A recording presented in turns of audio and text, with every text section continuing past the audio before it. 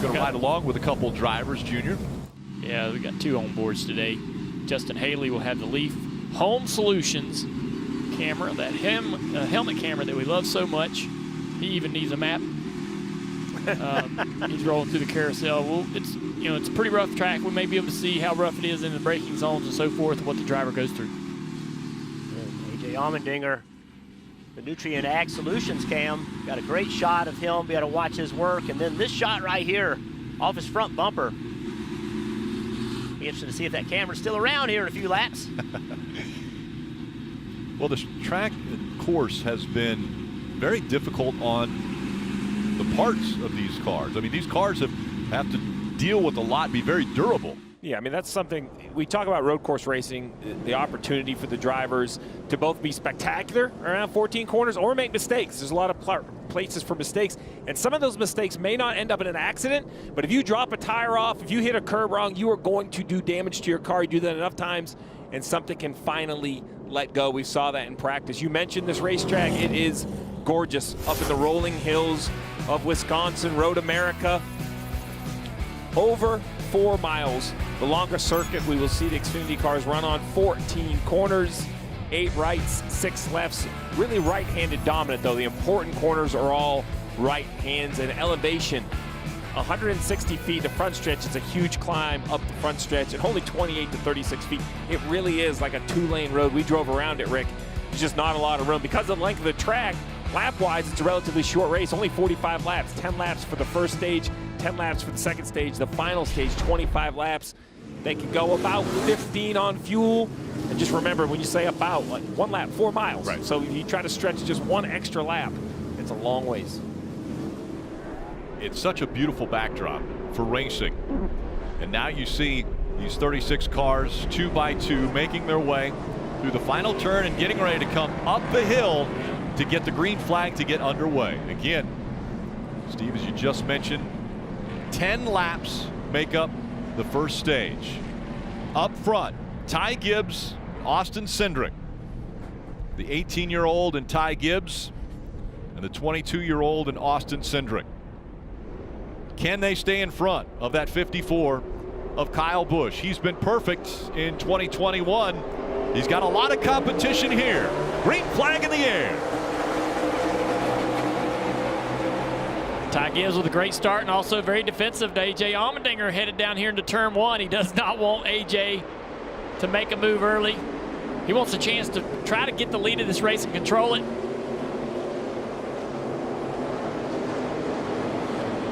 Down the hill into turn 2 and then 3. This is the left-hander, or excuse me, right-hander, 3, and making the move to the inside. A.J. Allmendinger trying to get inside the 22. Such a great wide shot to be able to see everything going on with the pack as they're going through negotiating them first 2 turns. Down this long straightaway into turn 5 braking zone, will A.J. have an opportunity to try to outbrake Cindric? Heavy braking zone, as you said, downhill. Easy to lock it up. You see Castro off the racetrack. Just trying to take advantage of that downhill braking. Got in a little too deep. Had enough runoff, though, to keep him running into the back of another car. Blind left-hander, number 6 there.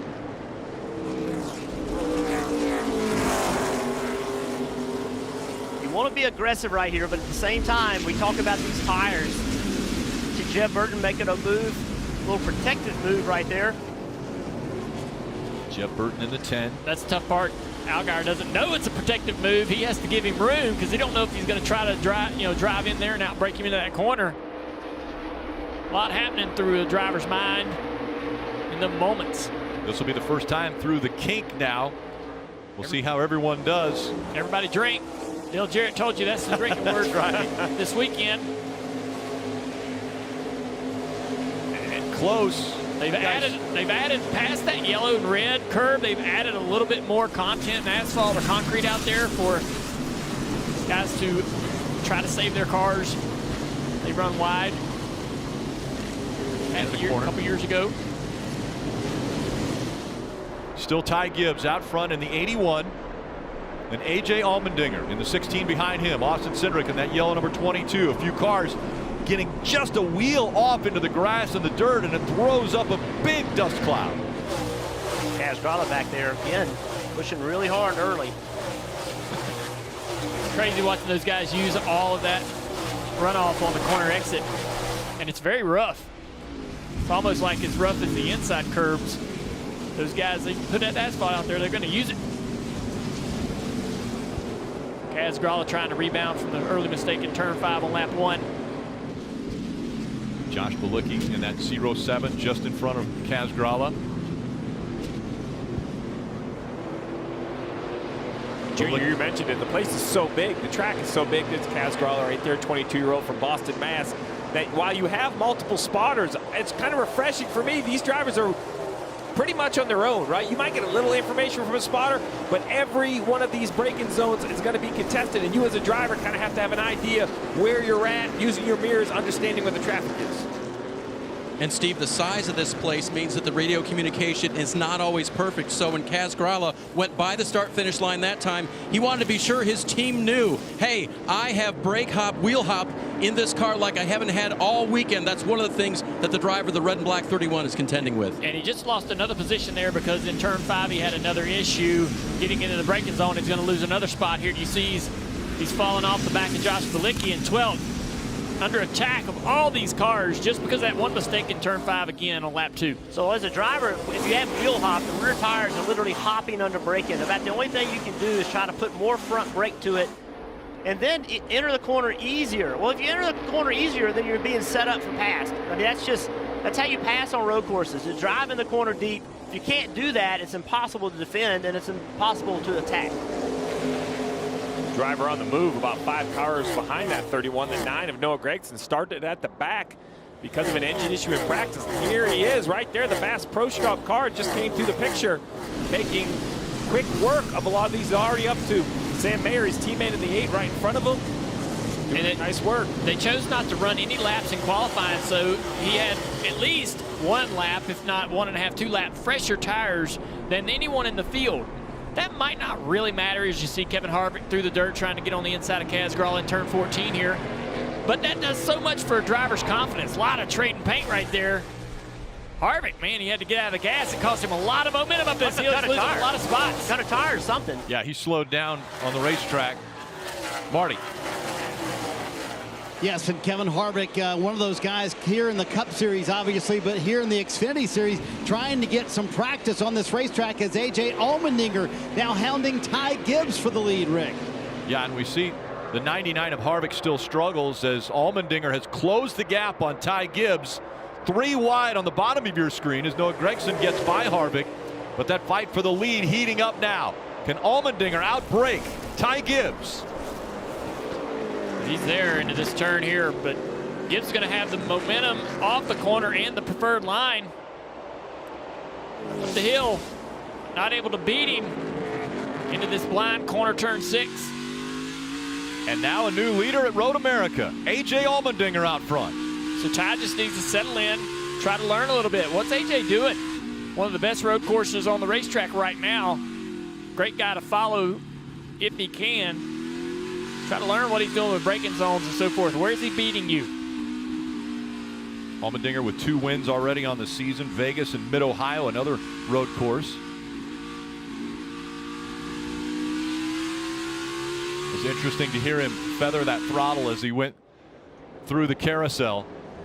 We've watched that carousel for years during these Xfinity races, and I thought it was a very fast, high-speed corner. I talked to Austin Cindric. He said, no. This place is slick, wore out. That's a slow corner. We're barely pedaling through there, as you mentioned. Just trying to survive, really leaning on that left rear tire. I'm a little surprised, guys, as we see Allmendinger take the lead, that we don't see Cindric in the top 2, currently in 4th. He was the favorite from practice. The favorite in qualifying was outrun by Ty Gibbs, and so far in this race seems either patient or a car that's maybe not handling as well as he had hoped, but I expected to see a little bit more pace out of the 22. And interesting, right in front of him is Kyle Busch. And when we mentioned to Cindric and we were standing there and Kyle Busch's car was right next to us, I said, oh, you got Kyle Busch in the field. He kind of rolled his eyes like, oh, yeah, he's in the field. And then he said, you know what, though? I like when he's in the field because he's a challenge. I know if I beat him, I'm beating the best that there ever has been in the Xfinity Series. But Allmendinger out front right now.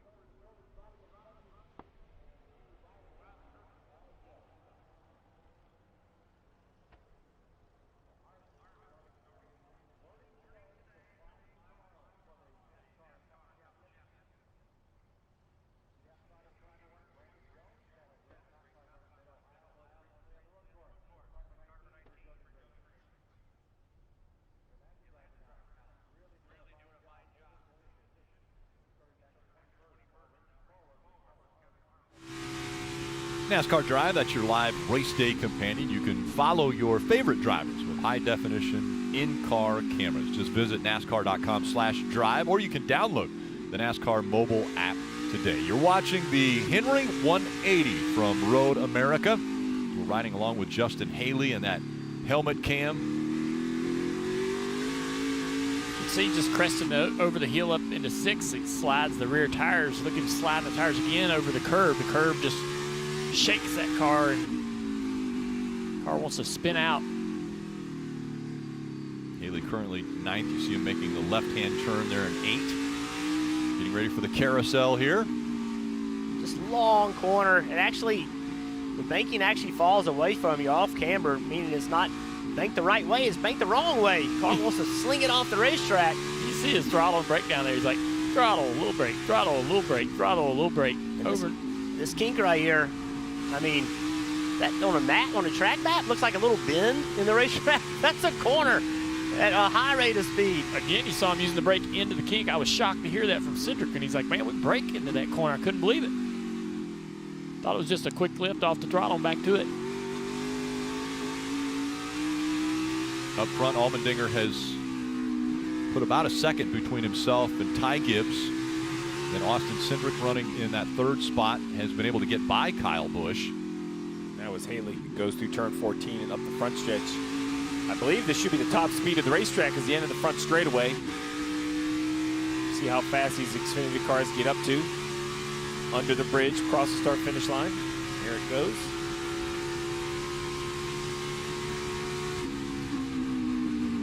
.173 miles an hour. Oh man, we got the 6 in the gravel. Spencer Pumpling. So Papelli is in the gravel. Now, if he's able to get out on his own, you won't see a caution, but he's not moving, and that might warrant NASCAR to throw. That's turn 14. So he, looking at the tire marks, he's spun around and around and around getting into this problem. So we got some replays to see exactly how it started. I gets run into.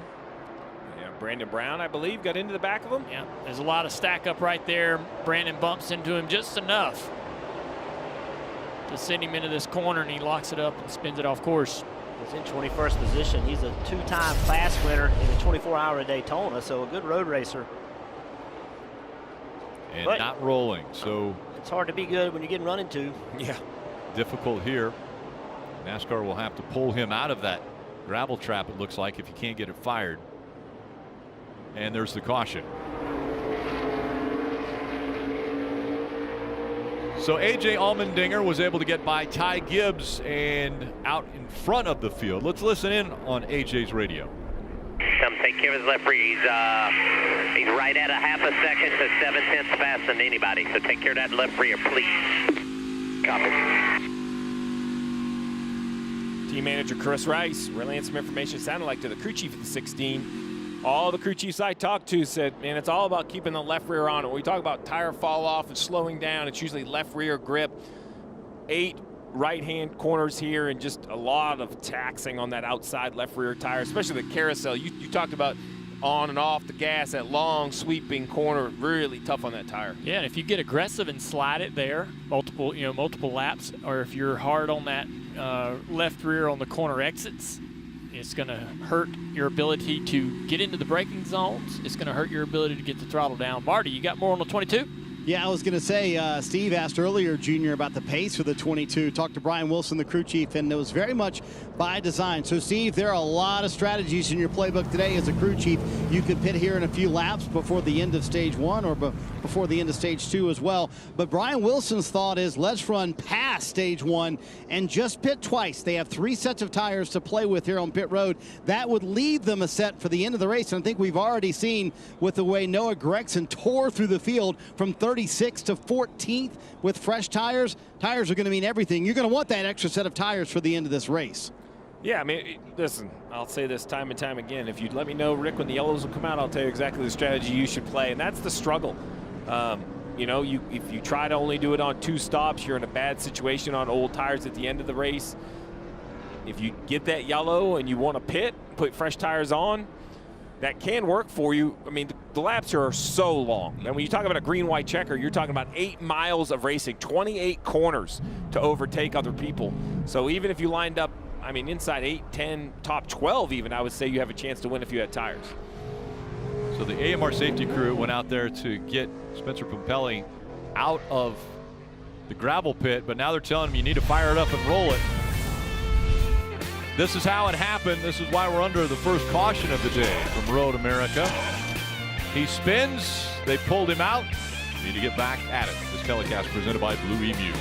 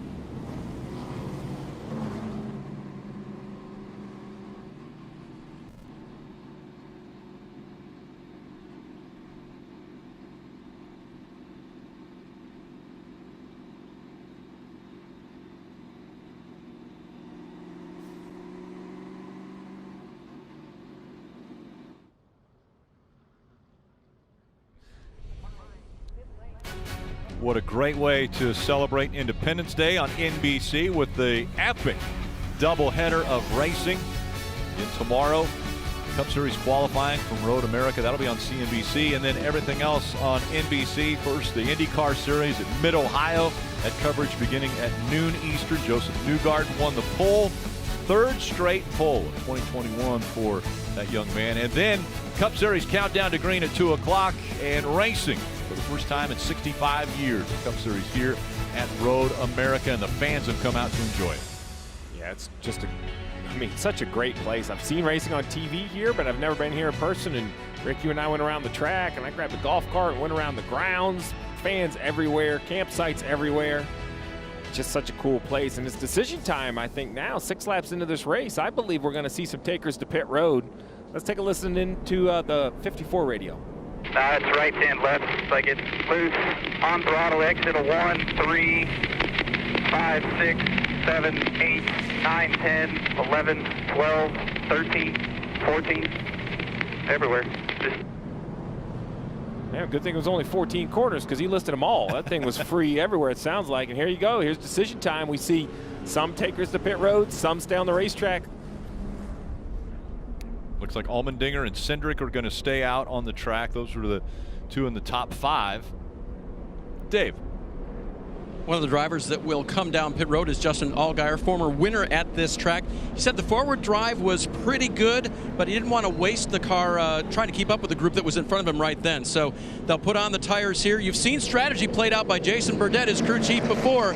Some that we wondered if it was ever going to work, and sometimes it ends up at a top 5 or a win, Marty. Dave, first fork in the road with the strategy today. Ty Gibbs coming down saying he was getting beat in turn 5 and 6, mostly his car too tight. I think Kyle Busch ran out of turns to describe where he was loose, as Steve just mentioned. He is very free, so he touches the gas and it almost wants to spin out for the 54. Nice stop by the 81 bunch. They will beat all of those guys who came down pit road with the great stop. First on pit road, first off pit road. Yeah, and this is one more challenge of this racetrack. You know, remember, the drivers are not next to pit road like there are at all of the ovals. So backwards, all the choreography is backwards. The gas man's actually putting fuel on the right side of the car. So just one more little area where you have to really coach your guys. Easy to make mistakes. Those that chose to come to pit road now rolling off of pit road. Those that decided to stay out, we'll see what kind of strategy they have when we return for the restart.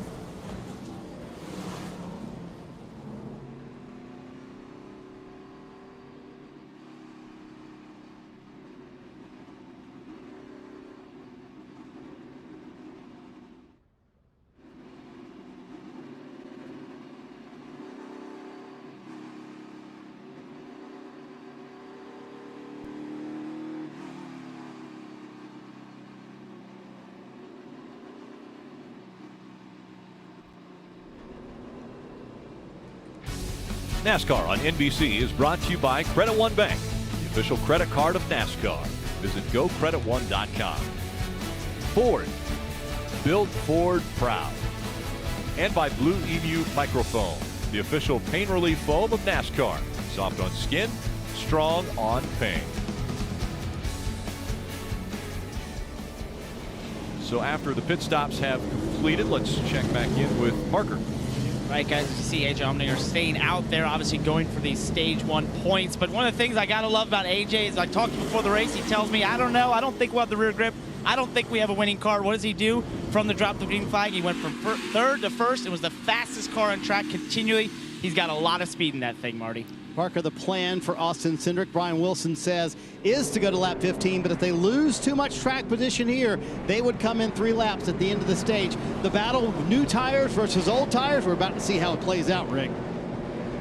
That's right, old tires up front.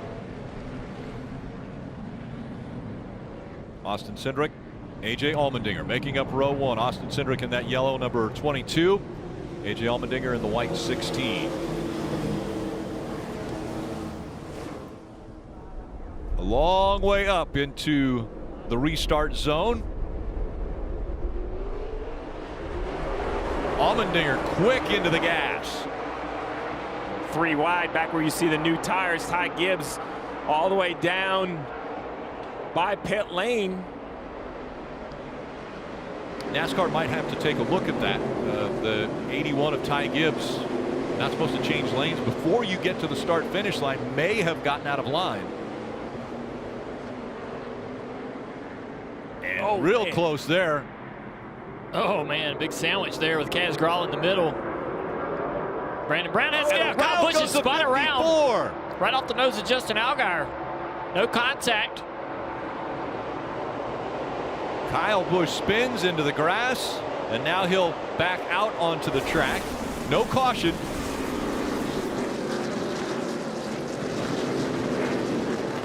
Best thing Kyle Busch can do right now is run a nice, easy, slow speed to finish out this stage. He knows he's going to get a caution to bunch up the field. No reason to wear those tires out.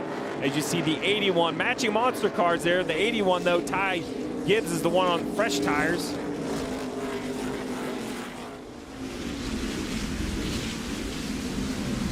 Allmendinger still up front. And it's Jeff Burton. You just take a look at what happened with Kyle Busch. He just moved a little bit to the right, trying to go to the side of Sam Mayer, and Justin didn't cut him a break. Justin just stood his ground.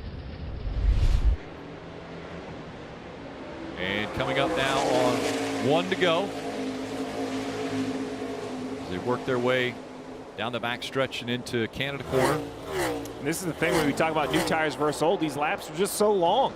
I mean, Ty Gibbs is all the way up to 9th, working those new tires. There he is, pulls out to the right. He's going to try to get maybe 2 positions here, 1 for sure. He gets Riley Herbst. Now trying to get by that 07 of Josh Bilicki. Bilicki running in the 7th spot.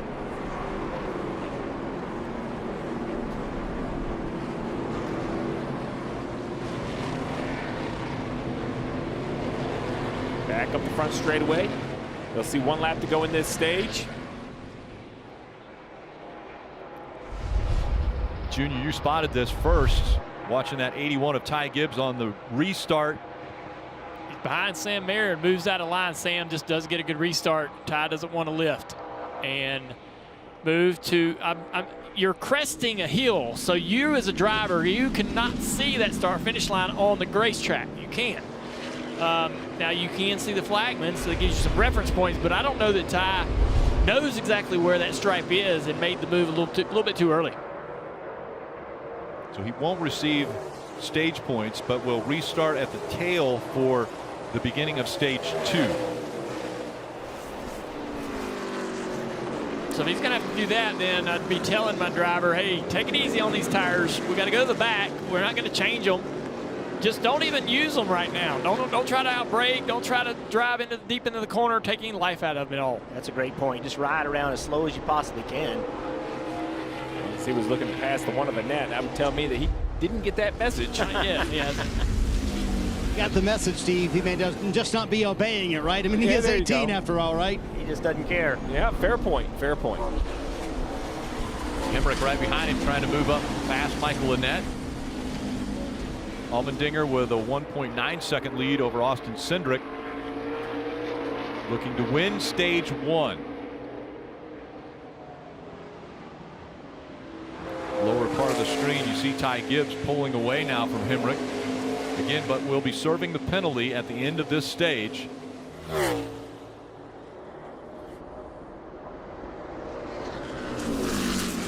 clean run for A.J. Allmendinger. So smooth through the turns, braking, acceleration.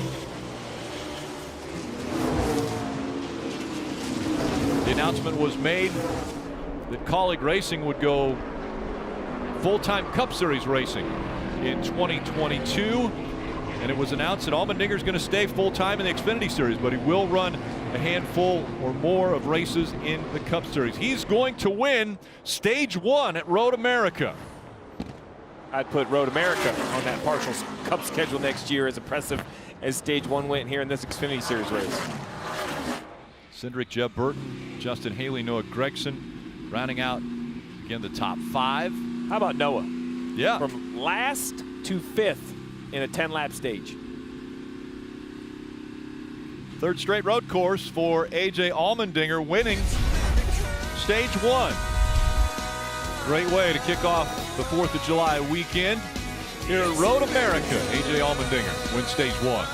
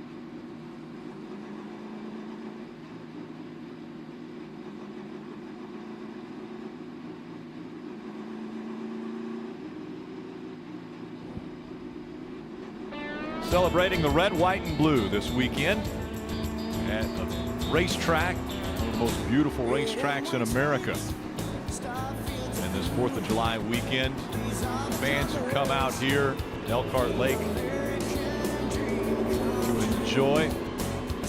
Mid-Ohio, of course, for the IndyCar Series. It's going to be a great one. We're going to celebrate tomorrow on NBC with that epic doubleheader of racing. First IndyCar Series at Mid-Ohio, Joseph Newgarden on pole. You know, he won Mid-Ohio back in 2017, looking to do that again. And then, of course, NASCAR Cup Series will be running here tomorrow after that race. And at the stage break here, seeing a few cars come to pit road, and the 22 of Austin Cindric is going to stay out. So he's going with that strategy, potentially making a 2-stop race. Parker. Right, and a great run for Jeb Burton, finishing 3rd here in stage 1, just fighting a tight condition in that 10 car and wheel hopping a bit, starting to adjust the brake bias. He's going to get 4 Goodyear tires and Sunoco fuel. And then for his teammate A.J. Allmendinger, a great first stage, winning that first stage. He's just lacking a little bit of lateral rear grip and a little loose to the right-handers of that 10 car, Dave. Justin Haley is going to get about 4th position to come down for Goodyear tires and Sunoco fuel. Wants them to loosen that car up just a little bit. They were trying to coach him through maybe not rolling as much speed. He said the car is so tight, I need to work that, and the guys in front of me are rolling a whole lot more. So they'll make an adjustment here. Crew Chief Alex Jans is actually catching tires and is down on the wall as he looks over the 11, trying to get Haley back to the front as they give up this track position. Rick. Track position important. A couple guys decided to keep it by staying out on the racetrack. Austin Cindric and Noah Gragson both have stayed out. So what strategy are they playing here, Steve? Well, what I think they're going to do is try to make it far enough that they run the entire distance on only 2 stops, but I really think it's about tire conservation, Marty. They only had 3 sets of Goodyear tires in their pits. Tires are so important.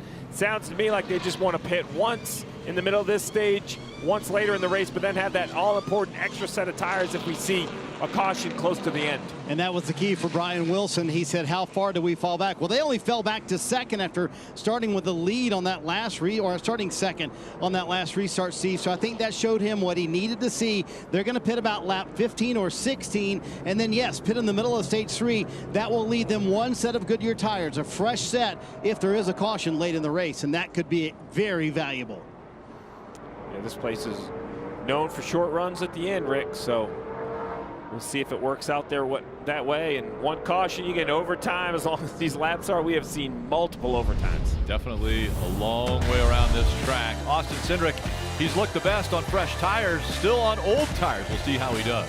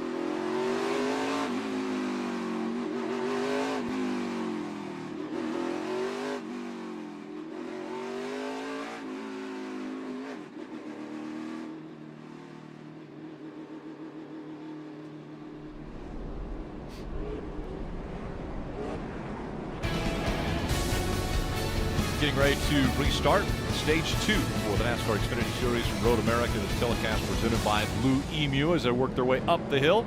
So a stack of different strategies have different level of tires. The front row, the 22 and the 9, have the tires they started the race on. Right behind them, Justin Allgaier in that orange 7 and the 18 of Hemrick. They both pitted around lap 7. And then a little bit deeper in the field, we have some fresher tires. So we're going to see how the tires play off on this restart, Rick. Cindric up through the gears first. Noah Gragson on the outside. He's going to lose the spot to Daniel Hemrick. Hemrick already charging, trying to take the lead away from Cindric going into turn 1. Great corner by Hemrick in the 18 around the outside of the 22. Allgaier continues to press back there in 4th. That bright red car inside his teammate, the 9 of Gragson.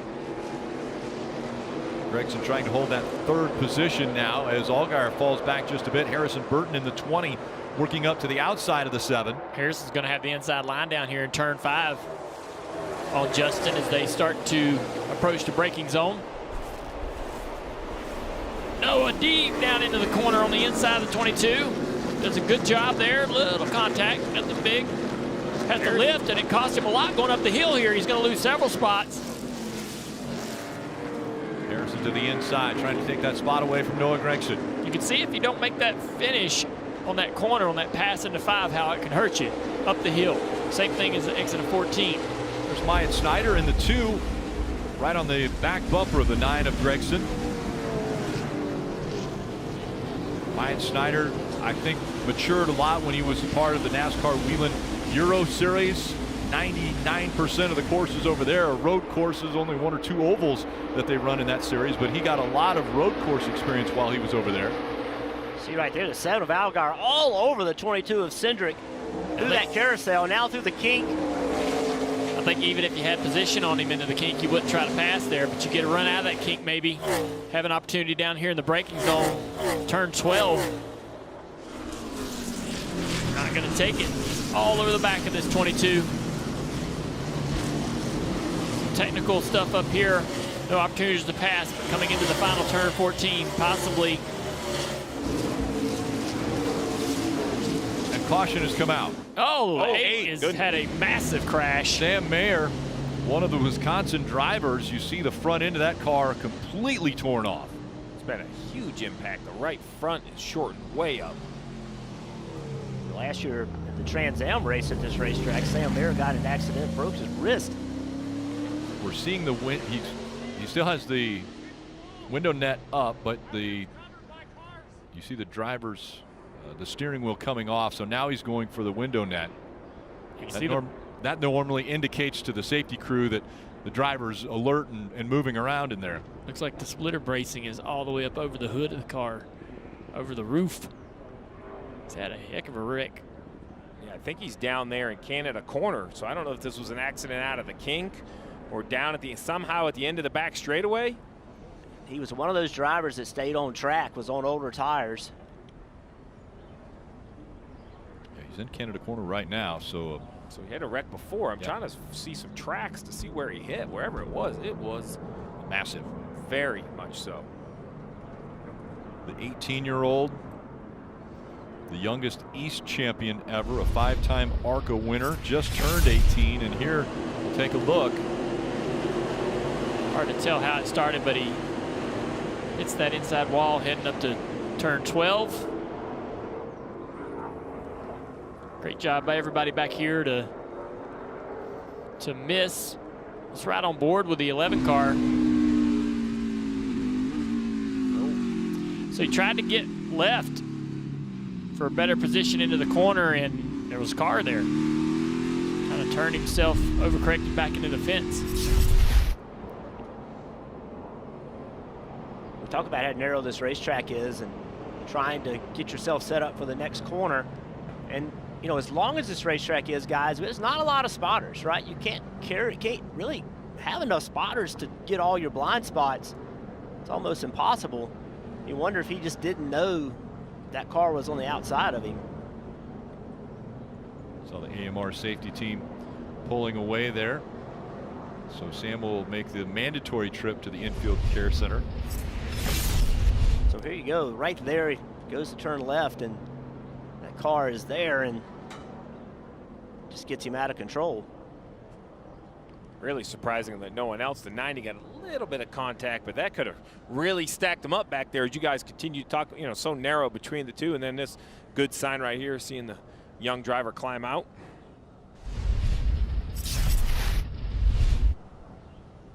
So they've got the hook on the 8s. They'll pull that back into the garage. What's left of it, look at the front end damage to that thing. Again, a heavy braking area as they were coming into 12, but still carrying a lot of speed.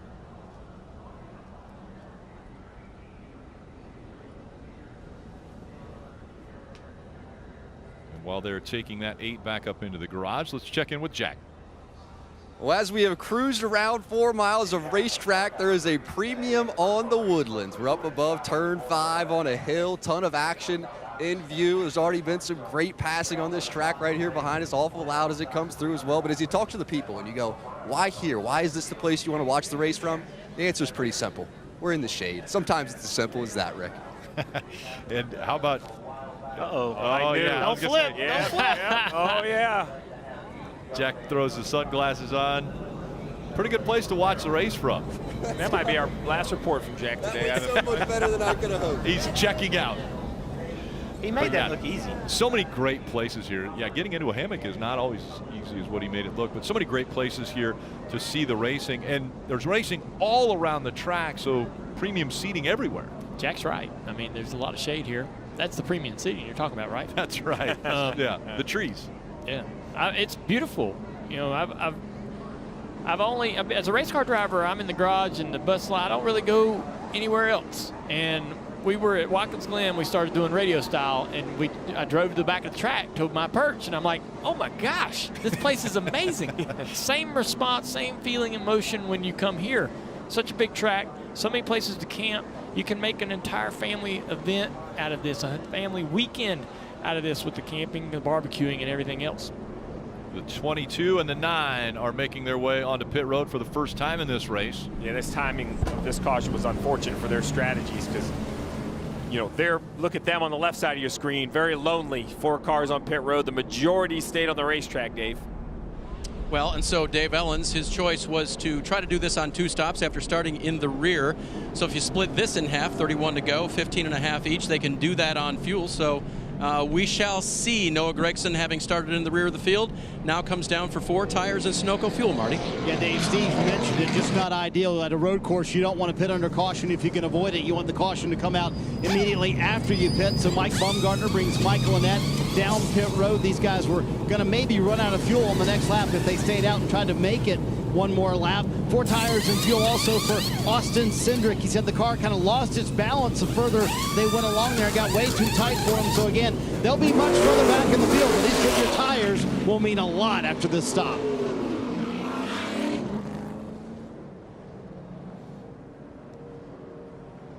And a narrow racetrack will make it a little more difficult to work their way from the back to the front. Daniel Hemrick is winless in the upper 3 tier of NASCAR. Could he get his first win here at Road America? He's out front.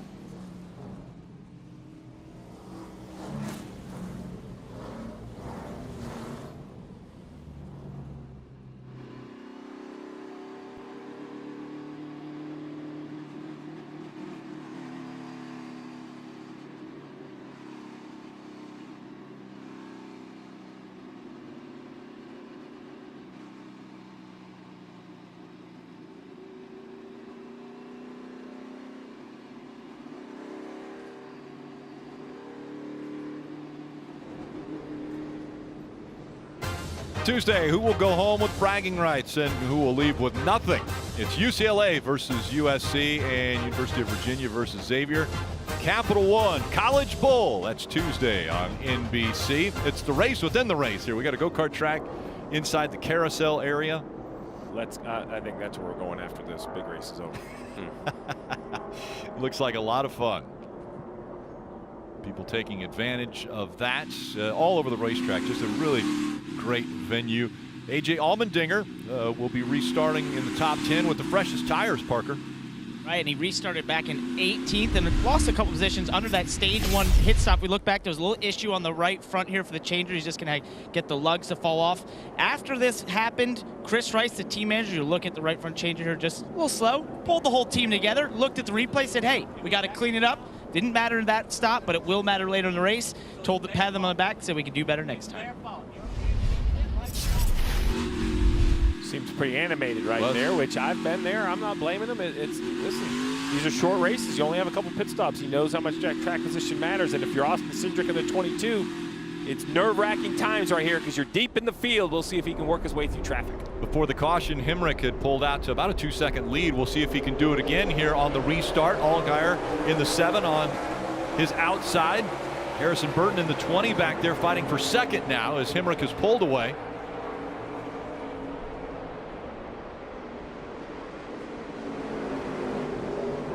Myatt Snider in the 2, working to the outside of Harrison Burton. Kyle Busch is that second yellow car in the picture. Even after that spin, he's recovered his way back into the top 10. Also moving up, the 99 of Kevin Harvick is back here. He was side by side with the 11. Those colored cars with the bright yellow roof numbers, easy to spot from the helicopter. There's Harvick driving that Henry's car.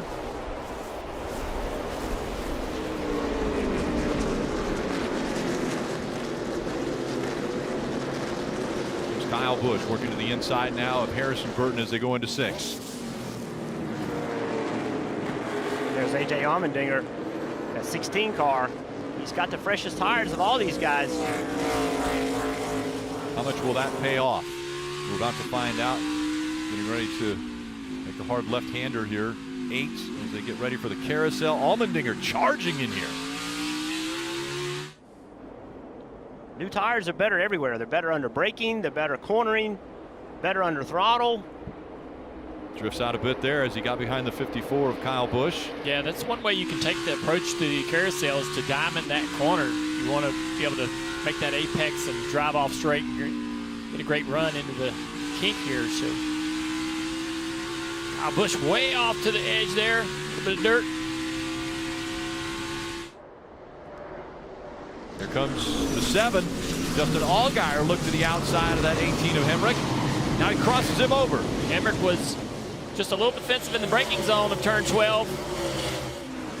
If Justin can say the outside here, he'll have the inside line for the final corner. Into 14. Hemrick pitching it down, lets it to slide. Tires chirping. We never hear that anywhere else but at these road courses. That opened a door for Myatt Snider to get through into second place. Now AJ has a run on Hemrick. Hemrick will have to be defensive down here.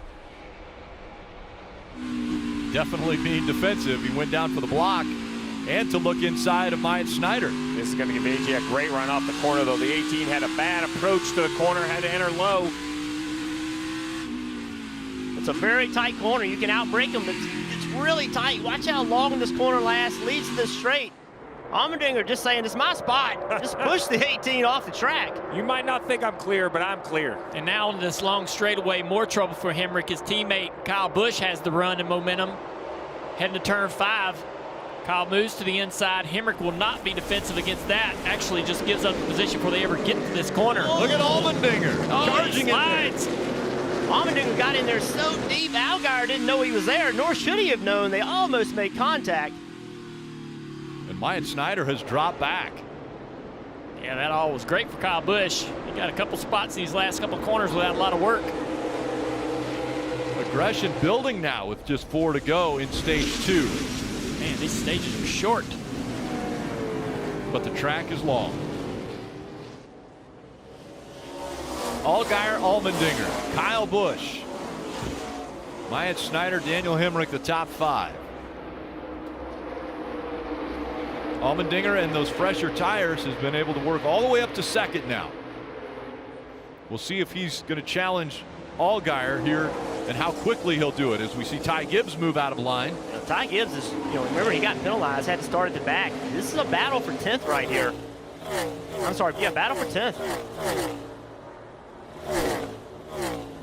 I'm telling you, Ty, he's a little guy, but he is so aggressive.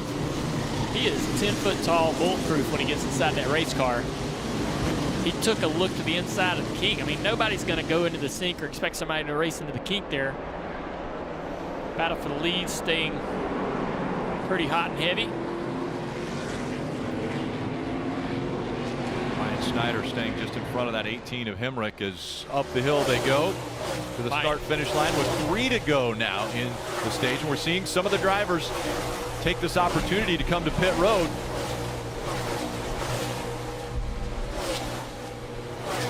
Another differing strategy here, Steve. Try to fight to get that track position back. Pit now when the caution comes out. You're all set. The 18 loose once again. Might as well.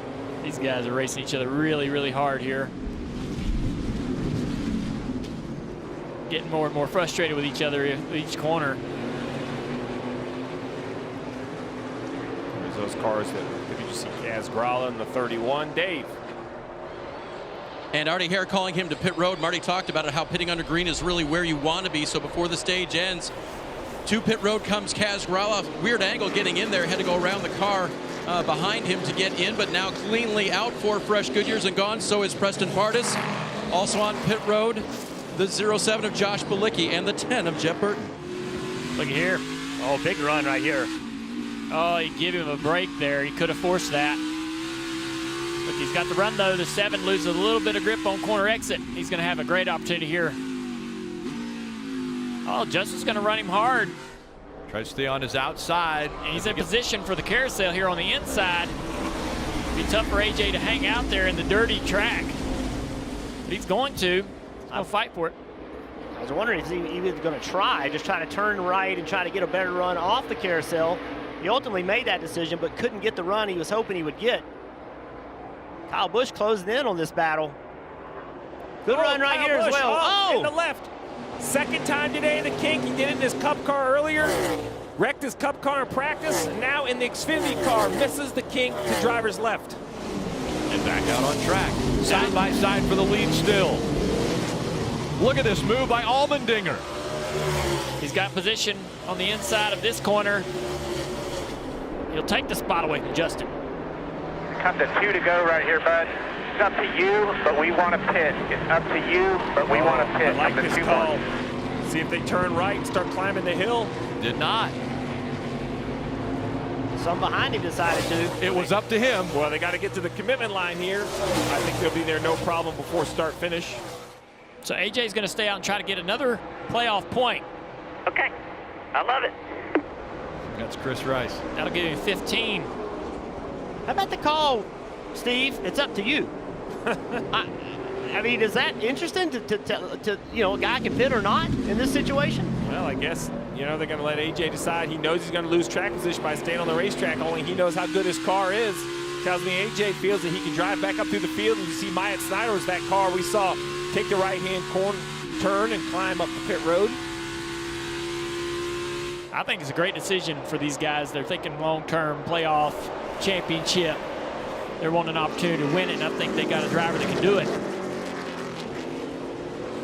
Steve, we saw Allmendinger come to pit road on lap 11. We mentioned, the freshest tires, but he's going to have to make 2 more stops still, right? He can't get to 45 laps, can he, on just 1 more tank of fuel? Well, 1 stop? What kind of fuel mileage they give? They've had quite a few yellows. If he saves really hard on the yellow, maybe he feels he can stretch this tank enough, try to come later. I mean, I don't think he can for what we expect the fuel mileage to be, but these teams continue to do pretty amazing things with their fuel consumption. Allmendinger stretching it out now, almost a second advantage over Allgaier. Hemrick still running in the 3rd spot. Haley is 4th. Harrison Burton in 5th. Brandon Jones in the 19. Ty Gibbs just behind him in the 81. Right there, the bright yellow 22 of Cindric. Kind of working himself back into it, currently 11th position.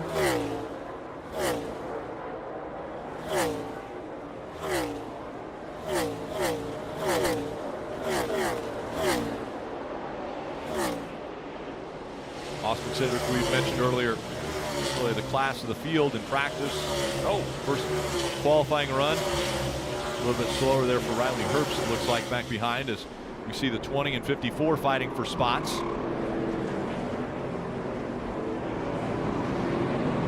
There's some contact back there, and it's what got my attention between the 81 and the 99, I believe. And here's the 81 going through the grass a little bit. Marty.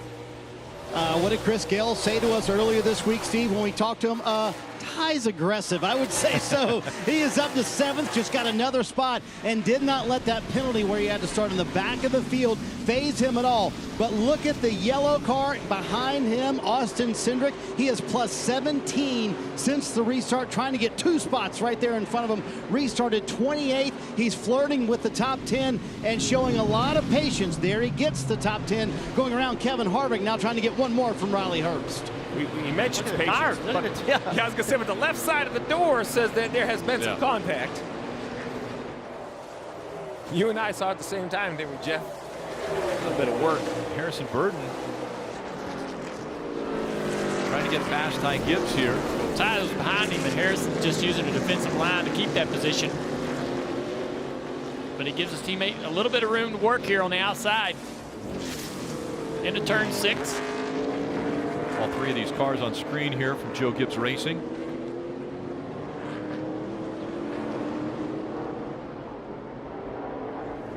That's so tough.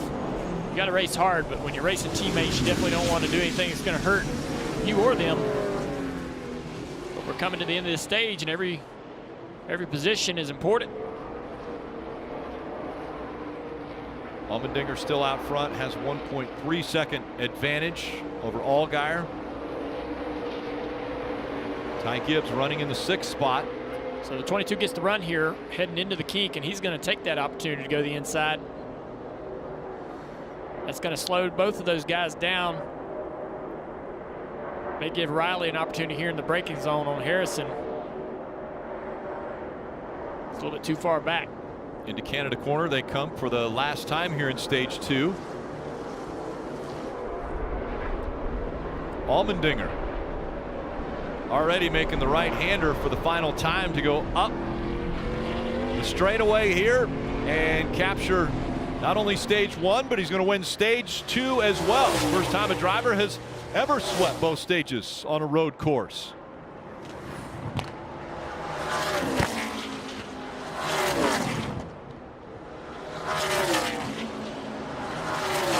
Kyle Busch, even after getting off track, finishes 5th.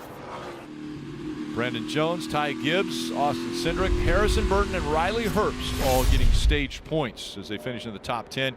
You saw the right front smoking before he got into the kink. Looks like he was trying to get on the brakes, coming in a little hot. Yeah, and then it looks like another car might have joined him back in the pack. We're very lucky, no damage to the splitter.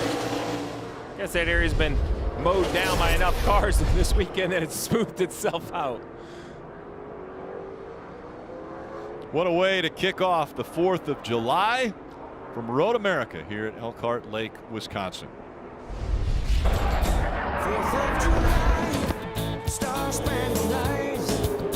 I see this country like the free bird sees the sky. Where there's a highway, I will ride.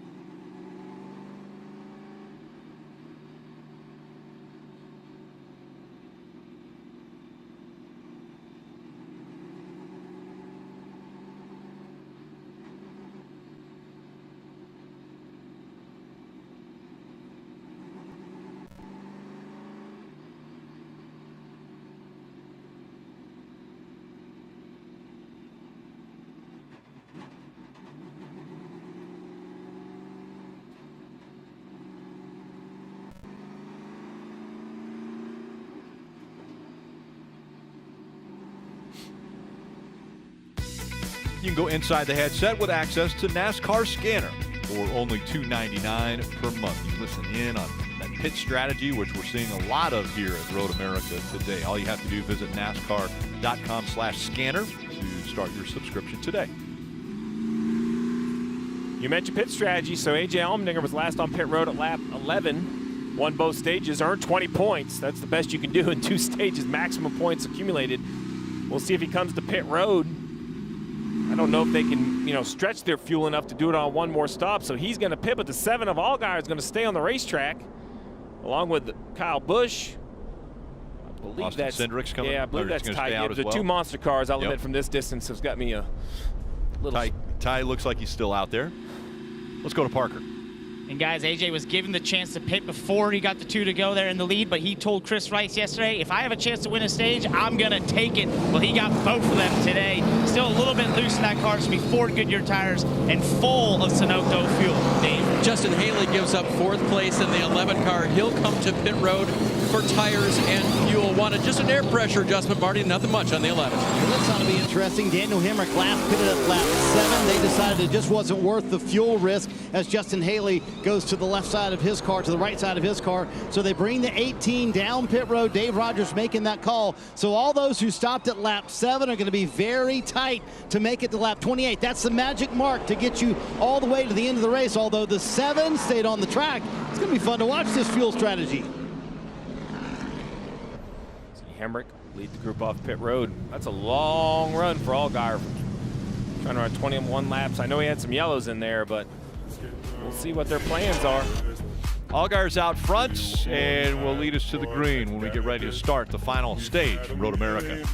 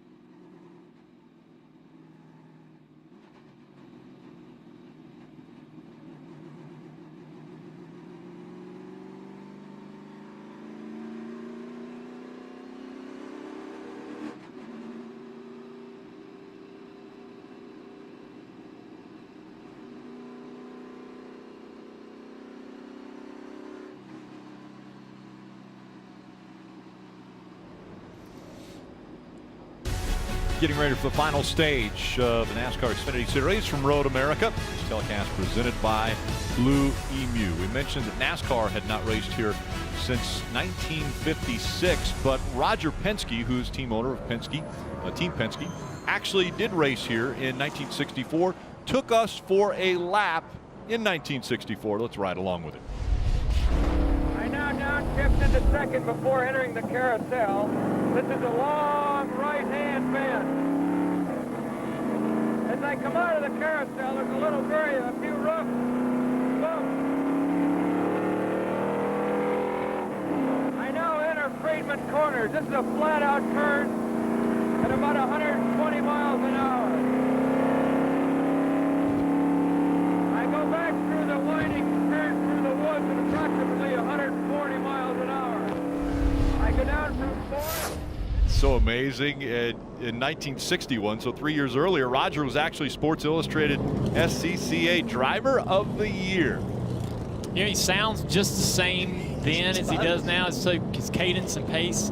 Austin Cindric watches that video and sends it to Penske every time they're going to come to this race and says, "Hey man, doing my weekend prep, getting ready, learning from the best." Well, let's see if Jack has made it out of the hammock as we see Allmendinger slow on the track. It wasn't easy getting out of that hammock, but I did make it. My guy Tony from Kiel, Wisconsin, right back here. He's been coming to this track, sitting right there since kindergarten. I asked him why. He said it's pretty simple. This is where the action is, and most importantly, right here behind him is Burnout Circle. The winner will be going right there, putting on a show for the fans in just a few, fellas. And who will that be? Again, over the wall too soon was the penalty for the 16 of A.J. Allmendinger, so Chris Rice can't be happy about how all that went out. Yeah, that'll make it start at the tail of the field. That's why he was slow. There's Chris Rice right there. He's fast enough to rebound and win, though. Yeah, He did it before. He had a pit road infraction at Mid-Ohio this year and won.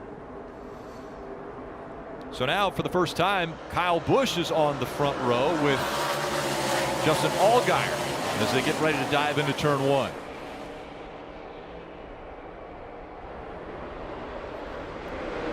Here comes Ty Gibbs, once again being aggressive. Austin Cindric to his outside, not allowing him to come up the racetrack very far. Now Cindric trying to go by on the outside, taking third away. A lot of contact back there behind him. The 18 car, Hemrick, Snyder, sandwiched Joe Martins through turn 3. Pretty wild stuff there. Down into turn 5. Look at Jim Burton coming from way back, the inside of a net. Nice move, kept his line, didn't overdrive the corner, drove in deep, but still kept his line. So important in road course racing. Noah and Ty Gibbs are fighting it out now for position. Riley Herbst there in the 98. That's a backup car. He had an accident in practice. Nice work today, keeping this car on track and up inside the top 10. Riley's a good road racer. Every time we see him on these road courses, he gets up in that top 10, dragging that left front brake, getting in that corner. We see all this action. Very curious to see how far the 7 of Allgaier, the 54 of Kyle Busch, how far can they go in this tank of fuel? Can they run far enough to put themselves into a final pit stop position? I would imagine that's like 18 to go or so. They've got to be able to get to, say, 18 to go to stretch the tank. Steve, we're already completed 22 laps. 7 was the lap when they came to pit road. And Rick, I can answer Steve's question. They're trying to get to lap 28. Steve, here is my question. I just checked in with Dave Rogers, the crew chief for Daniel Hemrick, a moment ago, and he said, we were a lap and a half short. So how are the 54 and the 81 of Kyle Busch and Ty Gibbs going to be able to make it to lap 28 if their teammate was a lap and a half short from doing it? Well, you know, driving styles do matter. You don't know how much fuel was saved under yellow. You know, these aren't fuel injected. This is old school carburetors, so not every car can get the same fuel mileage. We'll have to see whose math was right. Man, we just kind of saw it in the in-car camera there. Ryan Snyder getting used up. Coming into turn 14 by a net. Sent off the racetrack. Cost him out a few spots, but he's back on the track. So fresher tires for Austin Cindric right now as he's going up against the 7, and he just passed the 54 of Kyle Busch. Cindric was on pit road at lap 14. The 2 guys that he's going around or about to go around, they were on pit road at lap 7. So 7 fresher laps tires for the 22 car. Marty.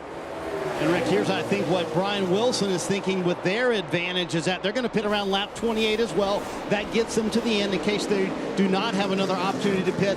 But basically, the 22 car of Austin Cindric has a tire advantage over pretty much the entire field. Also, Michael Annette and the 9 car of Noah Gregson are in that boat as well. But they have an extra set of tires here. If there were to be a late caution, Steve, that could be very valuable.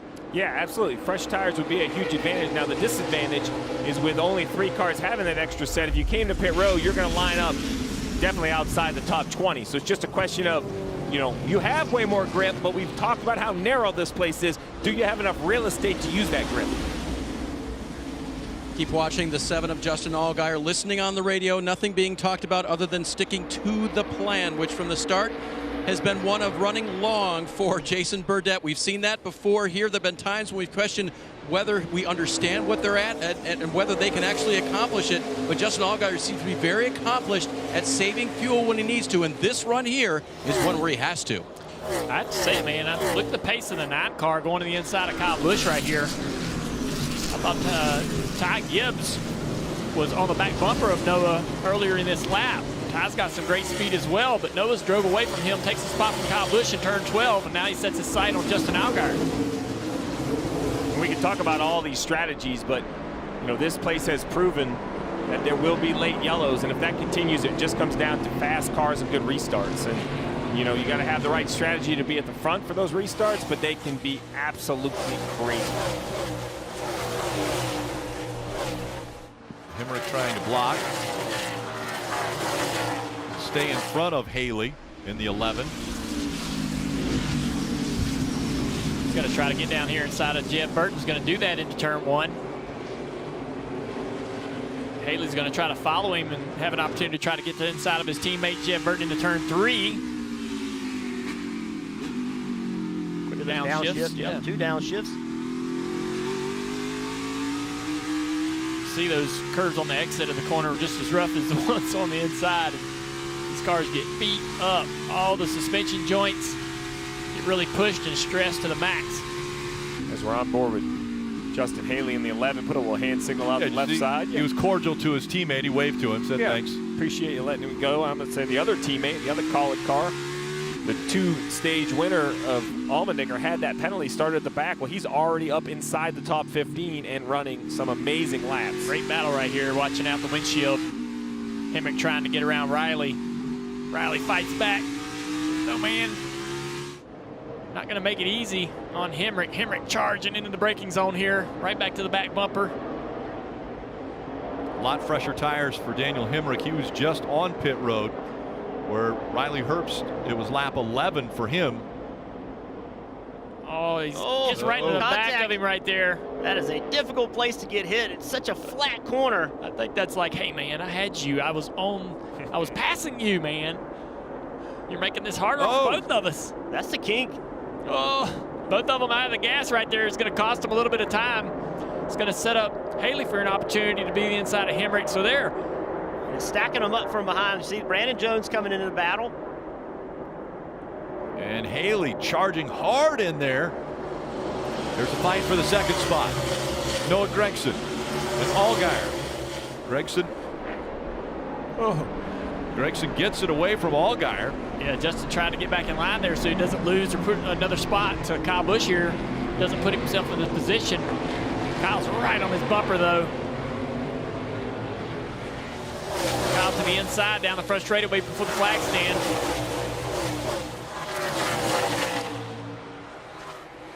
Ty Gibbs going to look in there, try to find a spot around Justin as well.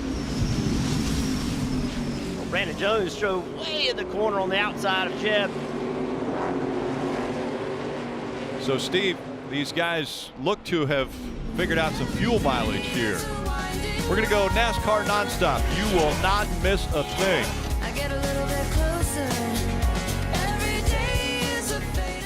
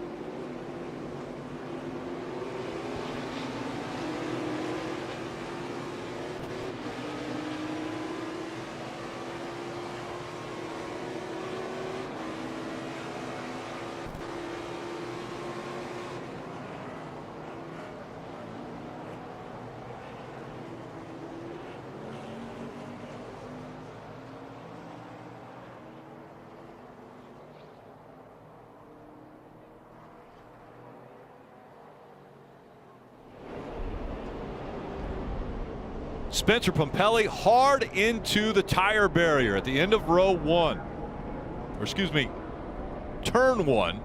And so into that tire barrier, up on at the rear end, almost 4 or 5 feet in the air. All right, listen into his radio.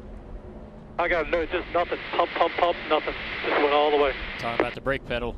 So went down into turn 1 after the longest straightaway in the sport and didn't have any brakes when he got to the end of it. And so you wonder, why didn't he just go nose in, right? Well, he was pumping those brakes. It probably got the rear tires where the rear tires were wheel hopping. There it is right there. You can see how long they were locked up. He's got no front brakes. Yeah. This is going to be a big impact right here. Just climbs this wall, gets on the tires.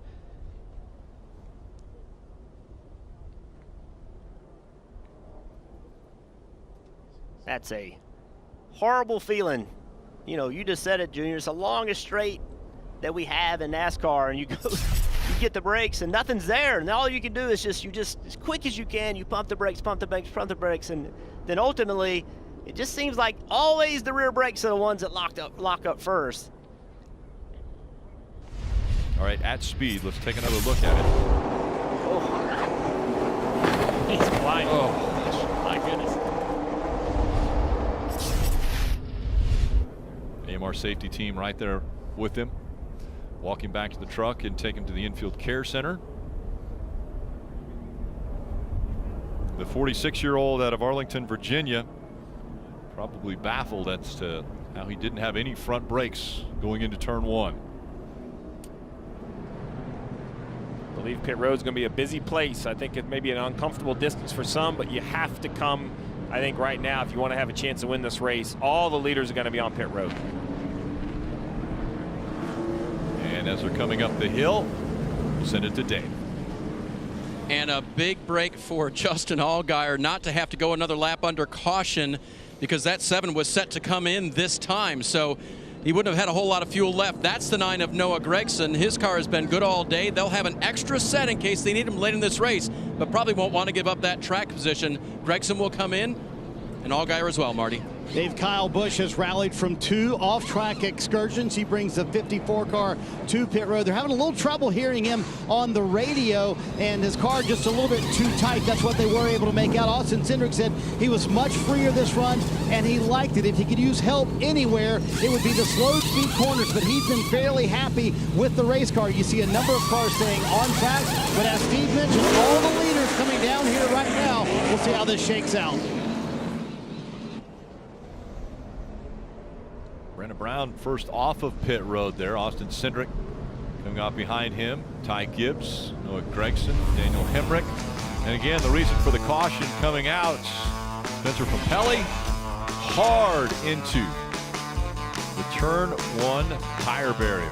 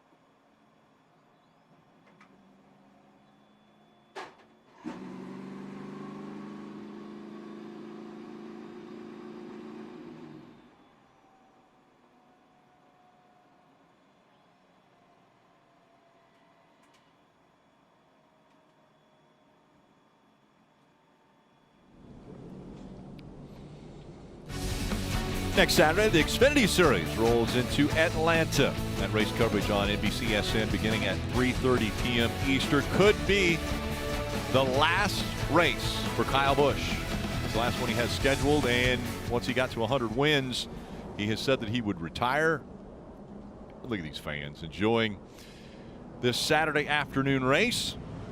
I want to take a look at the Toyota driver updates. We mentioned Kyle Busch. He's currently 5th. Brandon Jones will restart up front. Harrison Burton 4th. Ty Gibbs, we'll see how aggressive he is on this potentially final run, 7th. Daniel Hemrick 9th, and Andy Lally is 16th. Haven't said a lot about Andy Lally. Andy Lally, the 46-year-old from Northport, New York. Let's check in with Jack Collinsworth. Back down at the party deck. Great spot to get a little perspective as you look over the track, including the push to the finish right there, and the view's so good you even watch it with the spotters. Here's the spotters calling in the race right here. As you grab a hamburger, grab a hot dog, grab a brat, refill your drink, you sit right next to the spotters. It's a refuel station for the fans. Rick? And on a warm Saturday, need to refuel a little bit here. Hydrate. It's the party deck up there, Steve. Listen, I'm sold. I mean, Jack, I didn't need your. Yeah, Jack sold us. Jack sold me already.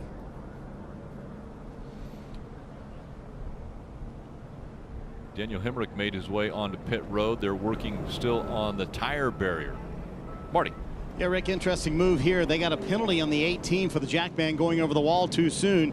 And Steve, I've never seen this one, I don't think. They put their last set of tires on. So Dave Rogers making the call to pull that set off, put on the set they had on before, and they just rode around very slowly knowing they had to serve the penalty. So in essence, saving sort of a brand new set of tires for the end of the race for the 18. This is what you call always crew chiefing, always swinging, always finding a fight. Don't burn up your brand new tires trying to drive through the field and have no advantage and have this penalty take you out. This is basically Dave Rogers saying, all right, the penalty's no good. We need things to go our way. Let's put old tires back on. We'll save these new tires. Maybe we'll get a caution in 10 laps, and then we can put the new tires on and make a sprint to the finish. He's got a full of fuel. Yeah, it's crazy. All It the was fuel spewing out of that thing. spraying out once he left the gas can. Yeah, I've seen that.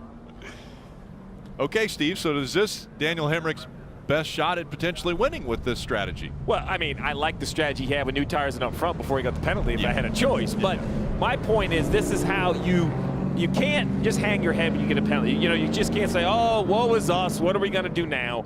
This is the 18 car trying somehow to recover from this penalty. We have seen so many late race restarts here. The guy you think has the race in control has anything but the race in control.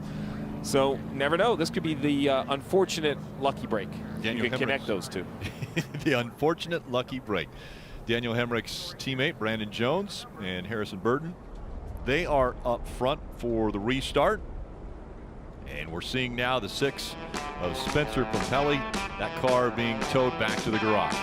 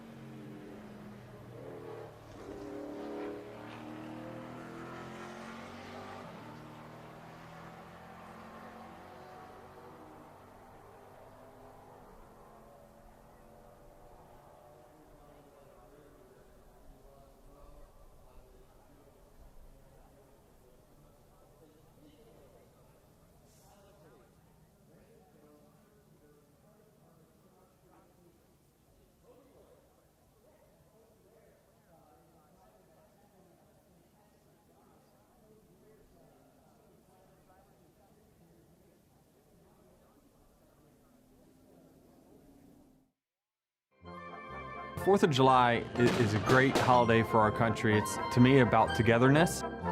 4th of July is just, you know, a time to, I feel like, celebrate with your friends and family, especially around the racetrack. America, 1776, we are the champs. And yeah, usually some grilling and enjoying hopefully a beautiful day outside. You know, the grandstands always get a little bit more red, white, and blue. Nothing's better than motorsports on the 4th of July, let alone NASCAR. And family fun. I think the Ricky Stenhouse Jr. quote might be one of his greatest of all time. Zero doubt. Well, tomorrow it is jam-packed with fun and racing on the 4th of July. Cup Series qualifying from Road America. That's on CNBC. IndyCar racing from Mid-Ohio at noon on NBC. And then countdown to green and Cup Series racing from Road America, both on NBC. The countdown to green starting at 2 o'clock. We might have to go for a golf cart ride around and do a little flag vote. I've seen some pretty good flags out there. There have been great ones. And the fans enjoying it. Some sitting there on the grass, some on the grandstands. Love it. Love it. I love that Road America symbol, too. They do a nice job there. So we saw the 18 come down and put old tires back on. Well, we always get asked, how are pit stops so fast? Well, they glue the lug nuts to the wheel. What happens if they're not glued on? This is what a pit stop looks like. These tires just came off, so literally every lug nut, take them off your belt, pick them up off the ground, start them one at a time all the way around. So when you want to know, you know, how these guys change a tire so fast, here you go on the right front putting the lug nuts on. See, if you had it glued on, you could change it that fast inside the interstate, Rick. It's the fact that you have to put the lug nuts on one at a time. That's about your pace. Yeah, and then add about 45 minutes. It's mostly the jack. It's that screw jack that's in the car. If you had one of these fancy jacks, Marty, you'd be way quicker. Hey, Steve, when your driver's restarting 28th like Daniel Hemrick is after that stop we just showed, you need a little motivation when you're sitting on old tires. Dave Rogers provided that. Have fun wheeling that thing. You're going to drive up to about 12th probably. We're going to put tires on it. You're going to get the rest of them. I love the precision of he's going to get to 12th, but I also love, Junior, the reassurance. After we put the new tires on, you're going to get the rest of them.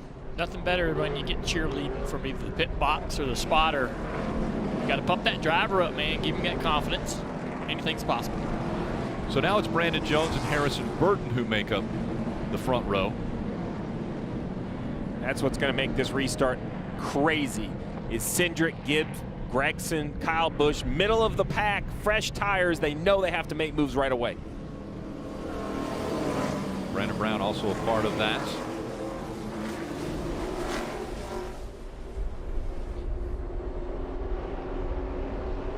Now with 16 laps to go.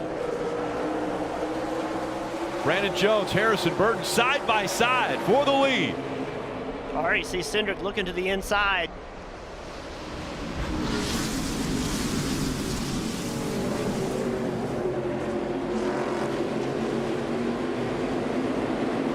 Brandon Jones has the top spot. Harrison Burton looked to the inside through 2, now into 3. It's Jones, Burton. Here comes Harvick. Harvick in the 99 is third.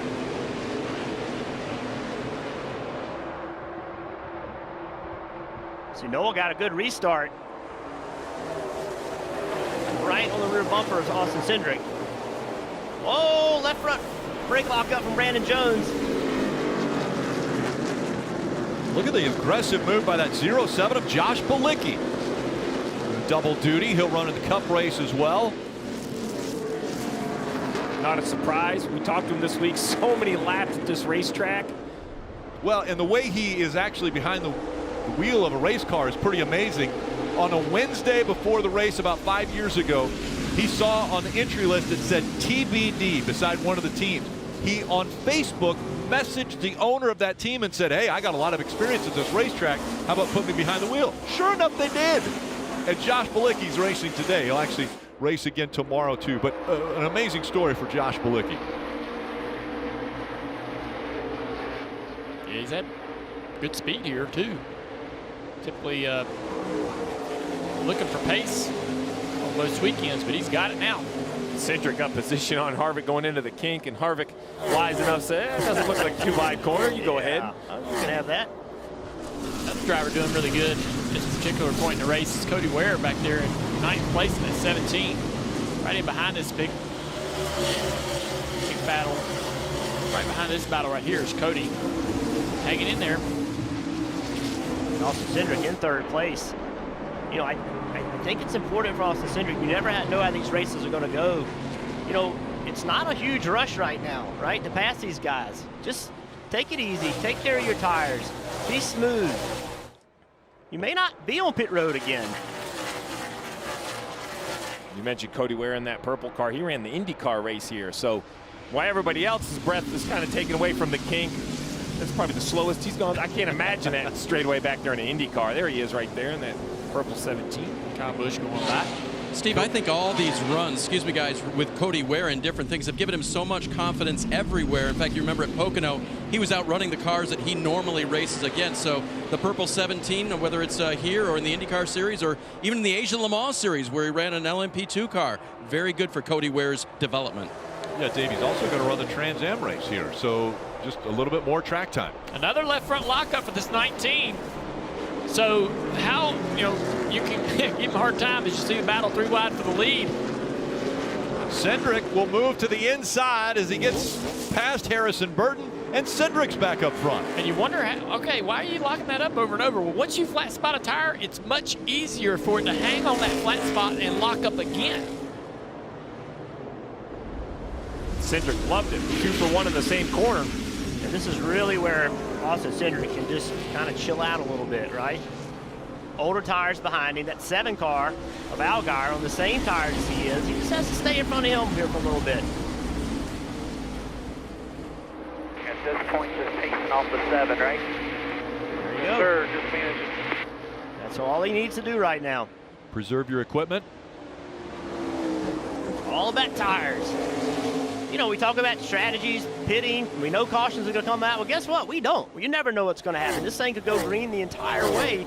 And if it does, the better job you did of saving your tires right now will determine how far you go with what amount of speed, Marty.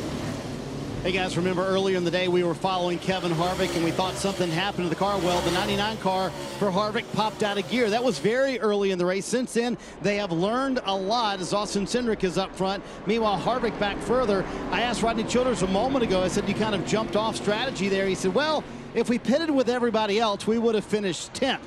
But I thought, let's save a set of tires. Let's just see what happens. We're just here to learn today. Harvick making the most of that, hoping that the run today on Saturday helps him tomorrow on Sunday in the Cup race. Why not, right? Yeah. Well, you remember, I mean, the Cup guys, they haven't raced here. So unless he raced an Xfinity Series race, which Harvick didn't, then they wouldn't have as much experience. Call for tires, you're this far into the race, you know how much equipment you have and what speed it really has. You see Noah Gragson move to the inside of Jones in the 19. So try to find some way to have an advantage. Let's take a listen into that 19. You mentioned about wheel lockup. Let's see what they're saying. That front lockup twice in the 5 for some reason. It looks like you're using too much brake too early. Put a rear in it. Keep fighting these guys. Crew chief locking it up again. Yes. I'm telling you, once you flat spot it pretty good, it keeps trying to hang on that flat spot every time into that braking zone, and it's going to keep locking up. So he's got the tire pretty much ruined at this point. Be lucky to be able to get many more laps out of it before it's down. It's going to go down. Saw Ty Gibbs get by Justin Allgaier right there. A little bit of contact, a little body, not body slam, a little body contact side to side. Cindric, a 1.3 second advantage over Harrison Burton, Ty Gibbs, Justin Allgaier, Noah Gragson as we go NASCAR nonstop.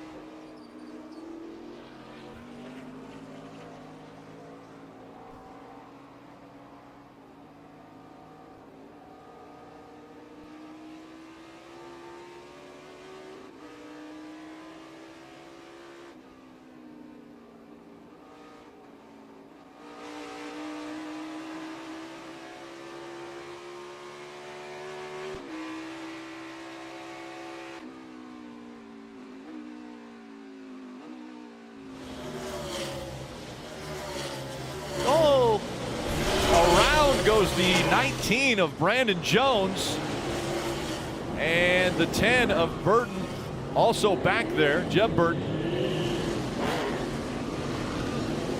They get it straightened back out. And it stays green, just over 12 laps remaining. The NASCAR Xfinity Series from Road America, telecast presented by Blue Emu. It's a battle for around 10th position. Jones was falling back with them older tires and all the flat spots on the left front. Jeb got down in the corner and they just got together. Let's see how it happened. Well, we're going to see how it finished. But yeah, this is already in process. Jones so mad. Look at him standing in the gas. Gonna spin this thing around. Jeb got in there, wheel hopped it, got loose into the back of the 19, spins them around.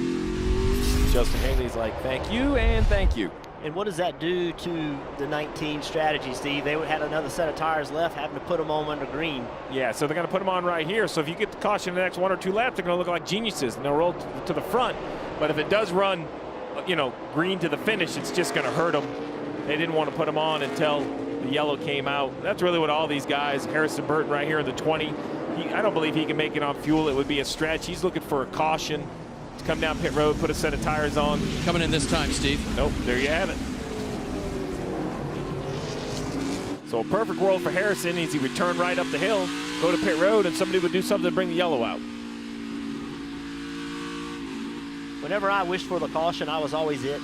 Yeah, that's why I stopped wishing. Or it just never came. Spotter would say caution. You'd be all excited, and you're like, oh, wait, no, that's us. Yep. Oh, boy. Parker. For some reason, it always works that way. When you want the caution, it never comes. For the 16 here of AJ Allmendinger's, we've watched him drive through the field. One thing that's been on this team's mind, if we look at the right front, is a bit of damage he got coming through the field. It's one of those things that when you get forced back there through errors, you sometimes run the risk of beating up that race car. We've seen how fast he is, but that right front damage, it's sort of pushed in on the right front fender. It hasn't touched the tire yet, and they've been able to get away with it, but you have to think that can be affecting a little bit of aero performance. It's just not having that car in tip-top shape here as we get late in the race. The other thing is what AJ's had to do to come from the back is just, use up the car that you can't see. Use up the brakes, right, Jeff? I mean, just use everything up. He is driving 10/10ths. All he can. Every pass takes for us right here. Every pass takes brake life out of the car, so it's just going to be hard to think that this car has enough life in it.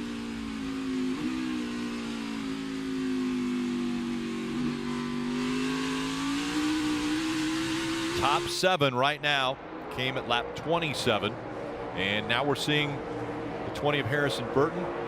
He is on pit road, Dave. And the upside, Rick, is the car is in one piece. No complaints from Harrison about bad brakes or anything like that. So with 44 miles left in this race and guys getting more aggressive toward the end of this, he is not out of it. Who knows what can happen? You get your tires here, you'll start near the rear, but you can cycle through. You see on the bottom left, it's a great, map of the track, and you see just how far behind. The 20 is going to be basically a half a lap behind the leader, Cindric. Harrison Burton's best road course finish, 6th. Came at Coda. And Ty Gibbs stopped on the racetrack. Right there at the entrance of turn 6. Not sure what happened to him, but remember, before the race, his car would not start. And so I don't know if something happened, it shut off. I don't see any damage. To transmission, they're saying, Jeff, and it just won't shift, so he's stuck. Well, this is the caution Harrison Burton absolutely needed. He was just on pit road, and there it is. The yellow's out. So Ty Gibbs, who was running 2nd, has transmission issues. Good drive, man. Hate that happened. Sorry. It's a big break for Harrison. Just pitted. Remember Kyle Busch last week, transmission problems also. That's a great point. Great point, Jeff. So frustrating. Ty had a good drive today. Did his job. Just something happened. What a young driver. He could have, I broke many transmissions learning how to do it.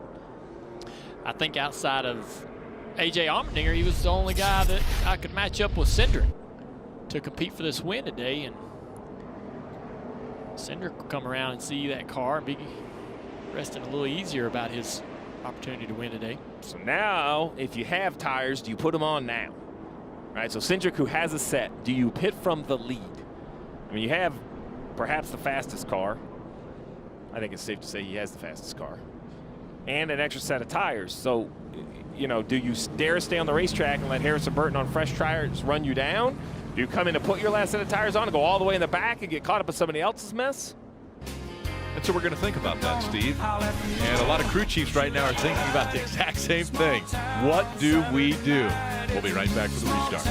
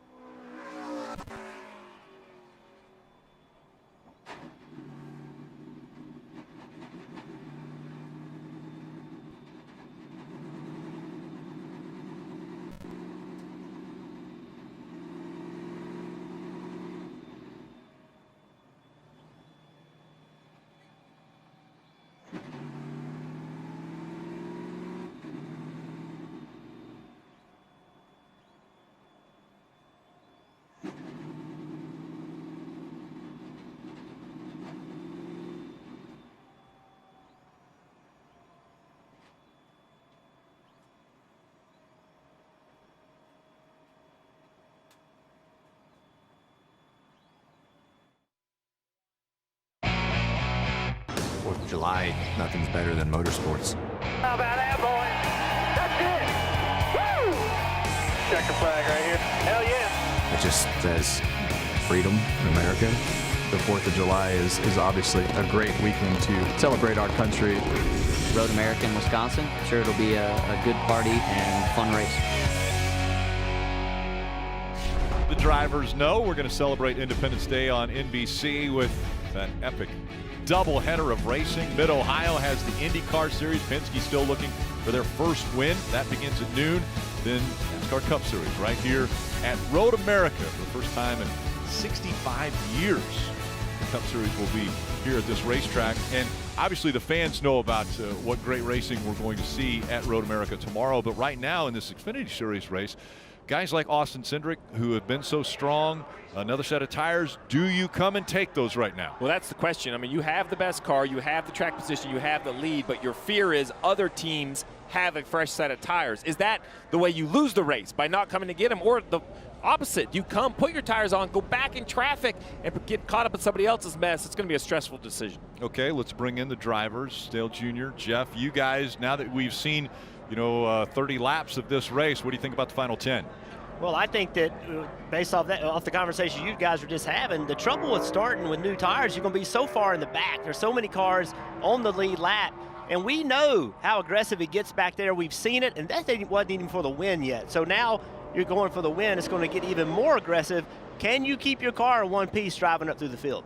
Either way, I think it's going to be awesome to have everybody kind of on different strategies. But I think if you don't pit now, you certainly can't pit later because of what you just said, Jeff. This track is long, but you get mired back there in 20th place. By the time you do get into that top 5, put yourself in position to win, the leader is gone. Won't be able to catch it. Parker.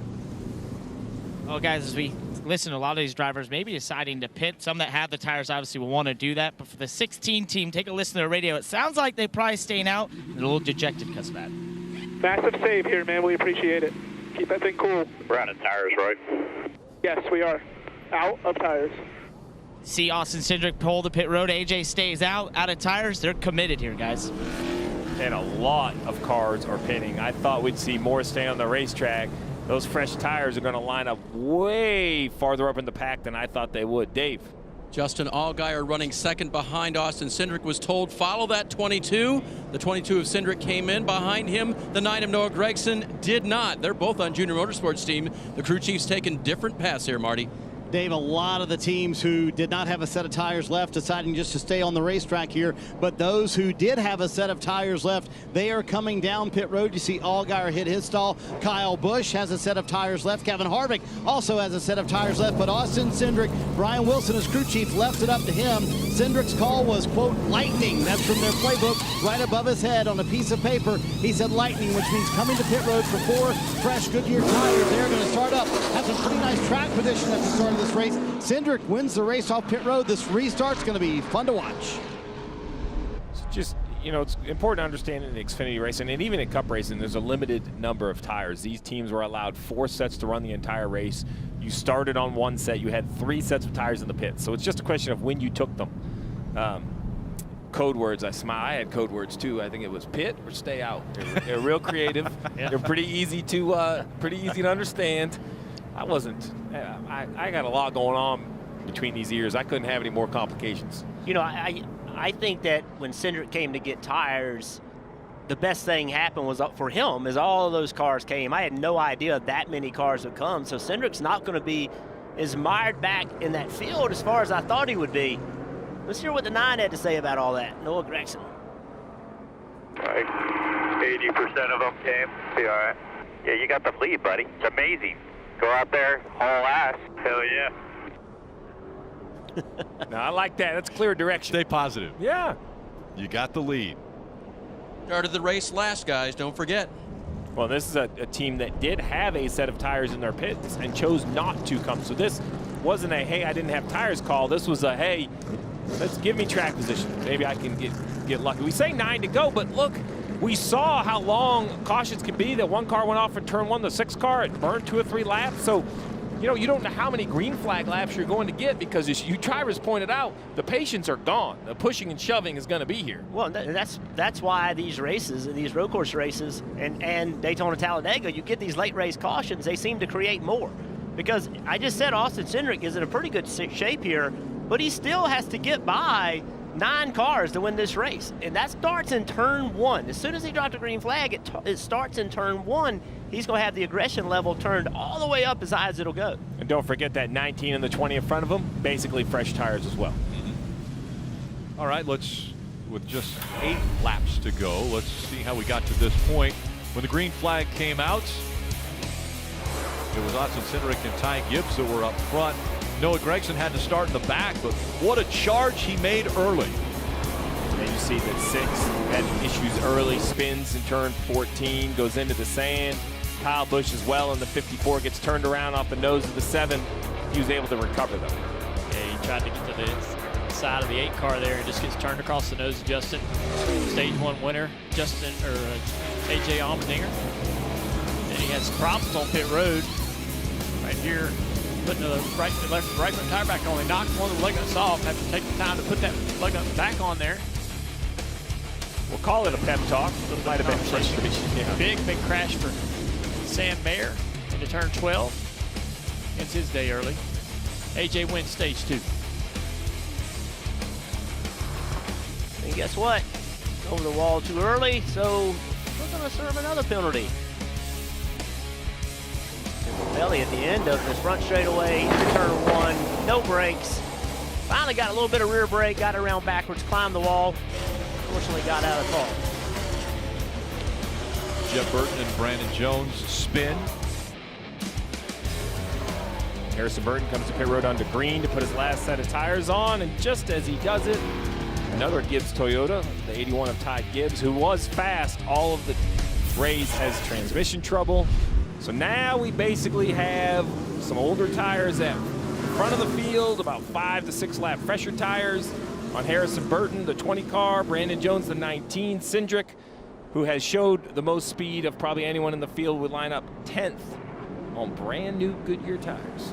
First 4 rows on older tires, and then the new tires coming in that 5th row. We'll see how well track position holds up for Noah Gragson, as well as the 16 of AJ Allmendinger.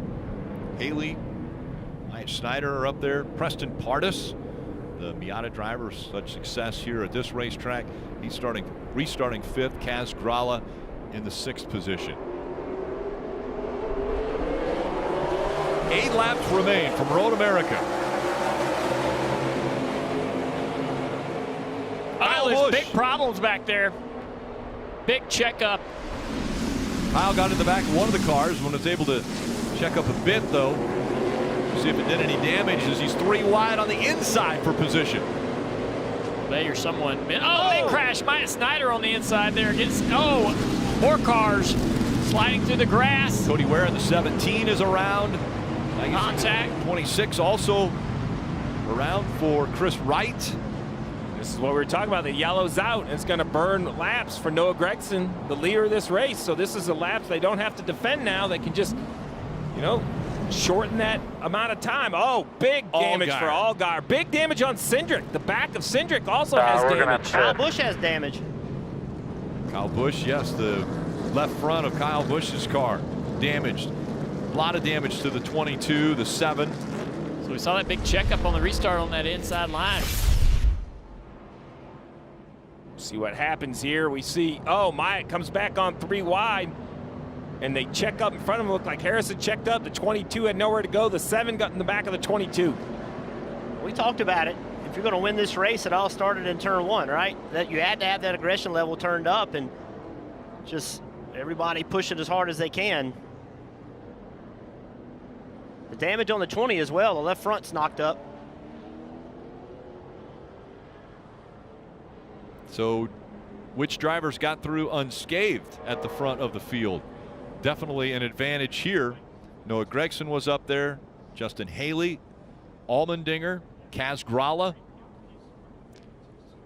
Big damage right there to the 7. Be interesting to see if Kyle Busch has to pit for that damage to the left front of his car. Great restart here by Justin Haley on Gragson. He's got an opportunity to beat him into the braking zone here, but Gragson drives it in there deep.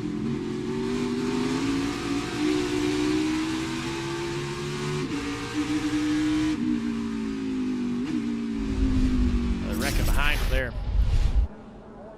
That's going to be interesting to see who has to come to pit road, who doesn't. The 7 has big damage Kyle at the Busch. I front. wonder what he's trying to do there. I think, he's fixing his fender. Trying to help him. Trying to help him or help himself. I think he's waving. Yeah, they're all looking at each other's cars, relaying back to the spotters, what they're seeing. Drivers work pretty well with each other, giving them information.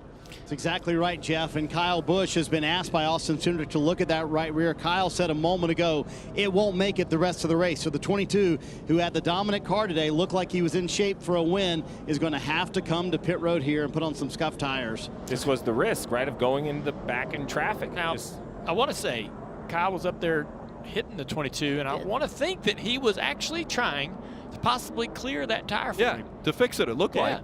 I mean, he wouldn't be trying to make it rub worse, but he might have been up there trying to make that tire clear for him. But I think that's a respect they have. Yeah. You mentioned Cindric earlier this weekend when we talked to him. He goes, well, he's in the race. But that's great, because if I'm going to beat somebody, I want to beat the bet. They want to go beat, bang, and figure it out on the racetrack. They don't want to see him pit. I think even Kyle says, man, I want him to stay on the racetrack. I want to see how this can turn out. So damage to those 3 cars, right? Actually 4 cars. We'll see if any of them feel like it's bad enough that they have to come to pit road. looking at Kyle's car, I want to say he could stay out. I think so too. I think he's fine. I think the 20 should stay out. They just got the left front up. It's not going to rub. He's going to stay out. There you go. 22 is coming, as well as the 7.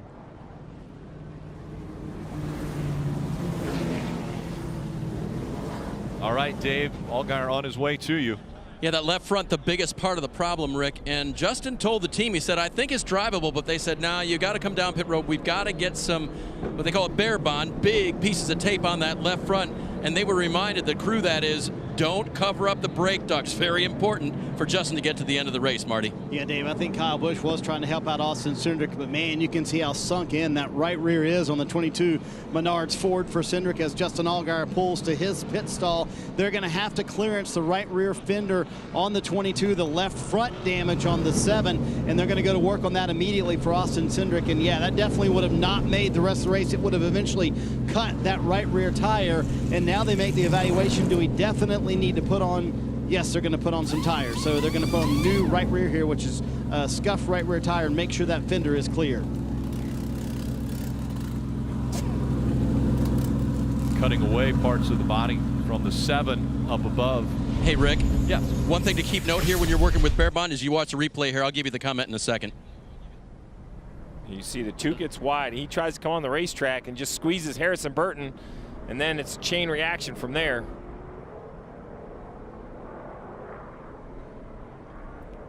Ryan Sieg in the 39 was also involved. The 17 went for the hat trick on billboards. Another look.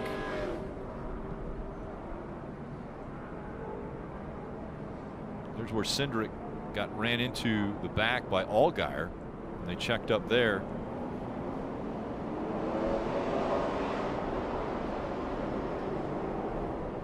So quite a few cars involved. Now under 7 laps to go here at Road America. Dave. So, Rick, it was about the wind. Steve, I know you've had your crew work on the car before, but when those big pieces of tape are being used and it's windy like it is here at Road America, they have a tendency to fold over on themselves. That's tough. I was never, it's like using super glue. Next thing you know, you get it everywhere. It's all stuck together. Now, the one advantage with the length of this racetrack is, you have a lot of time under yellow. The disadvantage, you got to be very careful because they give 1 to go. They let the field know they're coming to the green back on the back side of the racetrack. So, even though you might save a lap, you leave pit road, you could be a half a lap behind. This car looks like it's going to be fine. They got a little clearance to it. And it's 7 laps. We're talking almost 30 miles, not even counting perhaps overtime. So you're seeing enough time? For sure. All right. We'll be right back.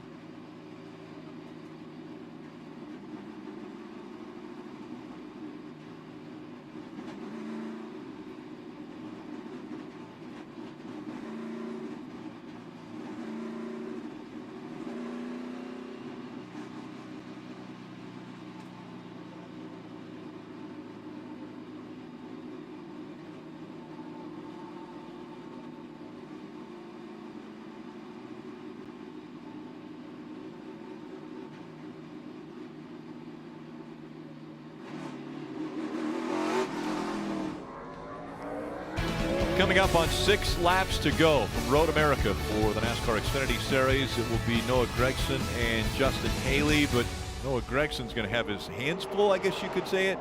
Dave?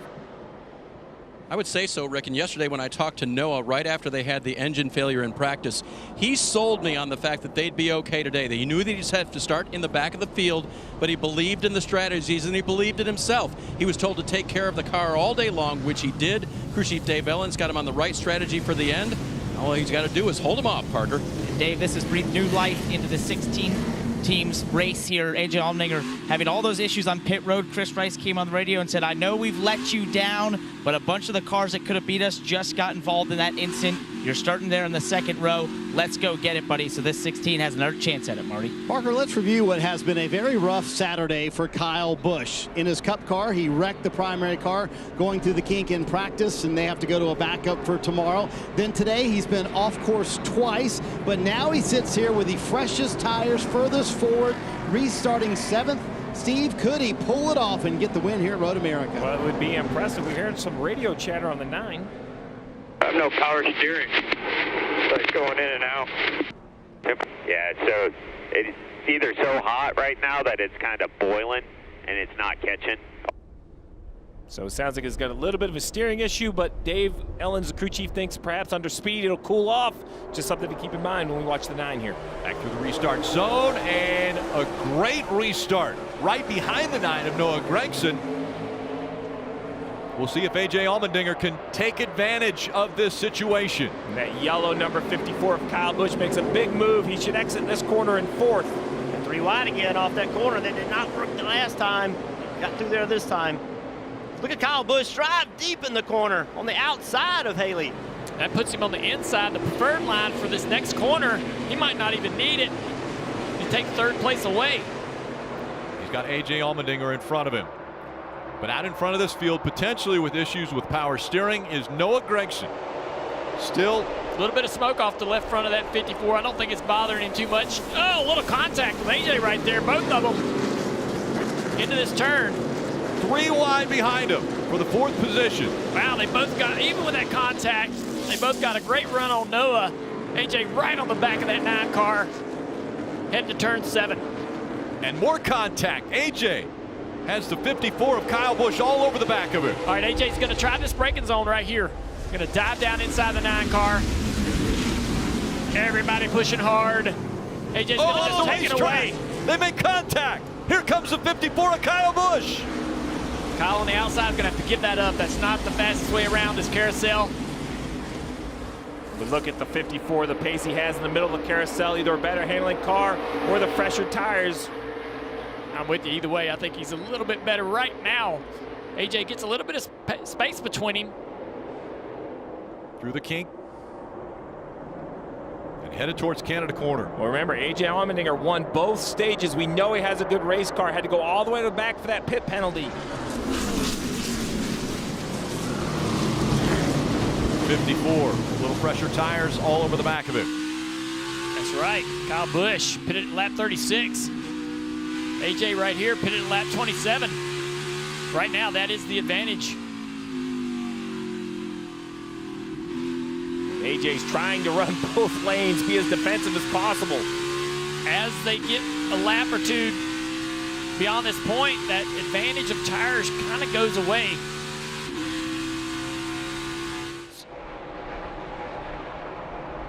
A.J. Allmendinger into turn 1, has pressure from the 54. Here comes Kyle Busch trying to take the lead away. Yeah, I think Kyle knows. Contact made again. I think Kyle knows he has to take the spot now before that advantage of the tires sort of goes away. So down here into turn 3, he has the inside line. AJ's going to give it to him, try to cross over and create some momentum. Not going to be able to do it. Not in position even in the braking zone for this turn 5 as Kyle Busch is driving away. 3 starts already on the 2021 season for Kyle Busch and 3 wins in the books in the Xfinity Series. Trying to make that 4 here at Road America. And now A.J. Allmendinger back into the 2nd position. Kyle has some great drive off those newer tires. You can just see how much better he is. I'm sure Noah hasn't forgot what happened over here at turn 8 with AJ a lap before. He's trying his hardest to get back to that 16.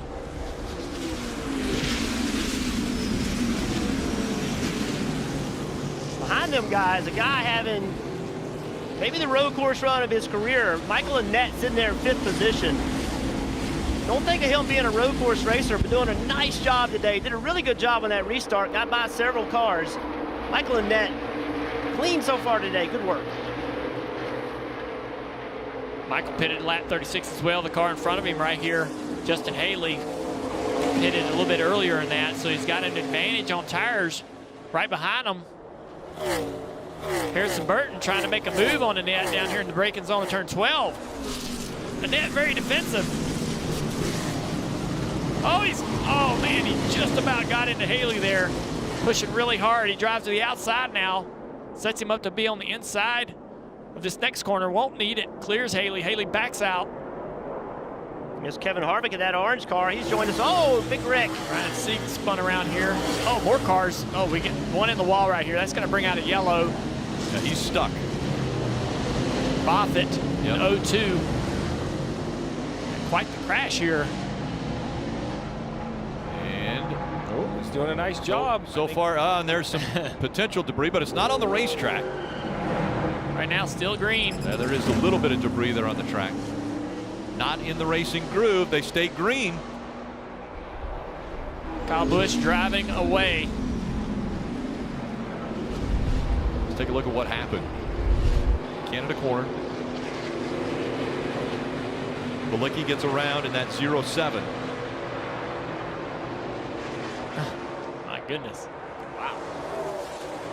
Big impact. Yeah, this is a mess coming out of there. Tough deal for Balicki. Had a good run going. Harrison Burton to the inside of his teammate Jones. Jones going to cross him over a little bit, be in position up here for turn 6. Going to take that spot away. Here comes Hemrick, who's falling back into this event.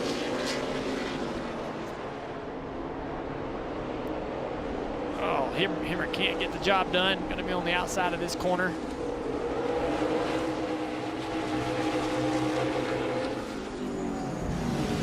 Oh, Hemrick really shallow right here in the braking zone. Goodness gracious. Able to get by the 20 of Harrison Burton. Here comes Kevin Harvick in the 99. This stuff right here is so frustrating. If you're Harrison Burton, just trying to settle in, you know you got pace.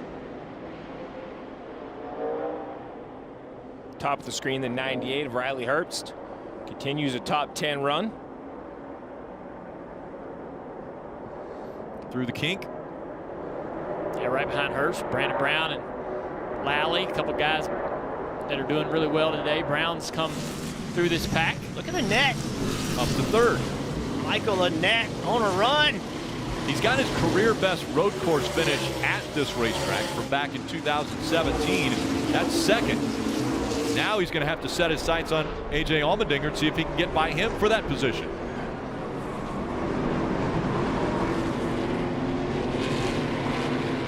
You had mentioned Brandon Brown. Well, looking at the playoffs, right? He's 13th, trying to catch the 51 of Jeremy Clements. Well, Jeremy had some issues today, so he's 31st, one lap down. Could be a good point stage for Brown in the 68. Under 3 laps to go now. Marty? You guys talk about the terrific run for Michael Annett as Brandon Jones looks underneath Noah Gragson and then spins, Rick. Spins, slides. Can he keep it off the wall? He came from way back to kind of a dive bomb on Noah. I'm not sure if he's losing his brakes or what, but he came from way back on Noah there, and I think just trying to stay out of hitting Noah, spun himself out. Hemrick able to use all that to get around Noah. So this is kind of early in the incident, but down in the corner, he's already spun himself out. Stayed off the wall, was able to keep it going, and we stayed green. Marty, we'll go back to you on Michael Annett. I was going to say, let's give a call to Mike Bumgardner, his crew chief, for all the calls today. And he put those tires on at lap 36. And the only driver ahead of him on that strategy is Kyle Busch. He's ahead of Daniel Hemrick. He's ahead of Kevin Harvick and Riley Herbst. And a terrific run for Michael Annett in third right now here at the road course. So a great run for the one of Michael Annett. He's trying to catch Allmendinger right now for that second position. Under 3 laps to go. And Cindric and Allgaier, who came to pit road, now are up to 11th and 12th. Yeah, that issue for Jones has moved Brandon Brown into 10th position, who's fighting to try to take 9th place from Haley right there at the top of the screen. Noah is just trying to keep these two at bay behind him. Can't seem to get any space, can he? I think the tires on that 9 car giving up on Noah. Newer tires behind him, putting the pressure on. See how aggressive Harrison is here. That shallow entry Harrison took, that was kind of showing no, I want the spot, but at the same time, Harvick's back there. You take that shallow entry, it gives Harvick an advantage. Now Harvick all over the back of Harrison. Harvick gonna try to outbrake him. Little contact there. Harvick cut him a break right there. He did. Harvick's raced with these Xfinity guys a lot. He knows they're racing for points. He's very respectful of the Xfinity guys. Wants to win, don't get me wrong. Yeah. But he tries his best to be very respectful. If that was for the win, the 20 would have been up the racetrack, Yes, I feel. But that's he's right. like, I'm not going to move him for 6th. But Riley Herbst, very aggressive, getting to the back bumper of the 99 as we see Cody Ware around once again in the 17.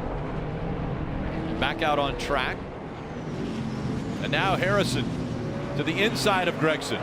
Gregson slips pretty big right there, but position is going to be easily taken. Burton up to 5th. His best road course finish is 6th, so trying to better that today. Yeah, right at the bottom of the screen.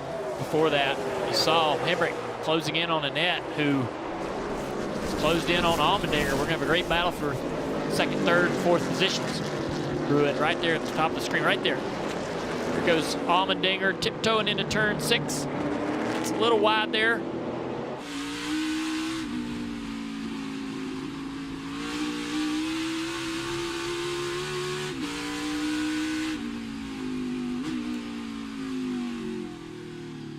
Parker, you got something on the 16? Oh, guys, we know he's on a little older tires than some of the cars he's racing around, but it's also how he treated those tires. When he was blasting through the field and driving from outside to the top 15 into the top 10 and then the top 5, he slid those front tires, and he's been struggling with having those lockups on the fronts ever since. So he's not only on older tires, but he's nursing some abused tires in the front there as well. Just like you said, Jeff and Dale, you know, once you lock them up a couple times, they're just not the same. We'll see if Net's got an opportunity down here. I don't think he's quite close enough. But, Henry thinks he is. Wow. And Net says, well, I'm going to try to be defensive here. Listen to the tires squealing. Oh, here it is. Okay, the 1 on the outside should be in good position to take that spot. Henry's going to try to follow. Look at AJ. He is struggling. No grip in those tires. He's going to give up this position as well to Hemrick. Hemrick now sizes up a Net. Up the hill they'll go once again. And they got a long way to go to catch up to that 54 of Kyle Busch. 1 lap to go. Presented by Credit One Bank. Looked like Hemrick had a pretty good run on the 1 car. Might have an opportunity down here as he drafts up on the back end. Here he's going to go the inside of the braking zone of turn 1. Annette down in there deep as well. Annette's not going to give it to him. Going to be a battle. Hemrick sideways. Giving everything he's got. Down into turn 3. Hemrick's right there, nose to nose. He's going to take the position. Annette's smart to back up and let him have it. He just has more pace than the 1 car. So many top 5s already this year for Daniel Hemrick. Currently up into the 2nd spot now. Still seeing a little tire smoke out of that 18 car leading the race in 2nd. We've seen it. Pocono, race ain't over till they get to the checkered flag. Right now, the advantage 3.5 seconds for Kyle Busch in that 54. His last race out was a win in the Xfinity Series, making it 100 wins for Kyle Busch. He made the statement earlier in his career that when he got to 100, he'd retire. Well, he already had 5 races scheduled for this year, and he just happened to get to 100 in his 3rd race. This is the 4th race of the year. He's won all 3 up to this point, looking to make it a perfect 4 for 4. Well, if Kyle Busch doesn't want to race Xfinity next year anymore, that's his decision. But I hope he does. He's good for this series. I like what he brings to this series. Completely his choice, but I think he's a huge addition, makes these drivers better.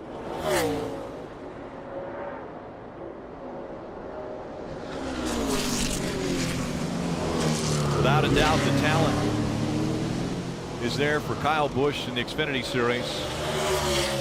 This will be 101 wins. Next closest, over 50 wins behind him. It's already been a dominant career for Kyle Busch in the Xfinity Series. He has 2 Cup Series championships as well. But a big win here at Road America for Kyle Busch. Thank you, guys. Good work. Great job. Daniel Hemrick, another second place finish.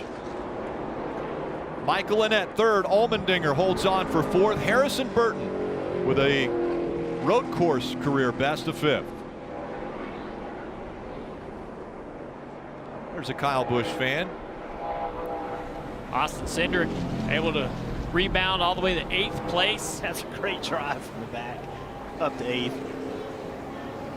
Breeders' Cup Challenge series is going to be coming up right after our burnout interview with Kyle Busch.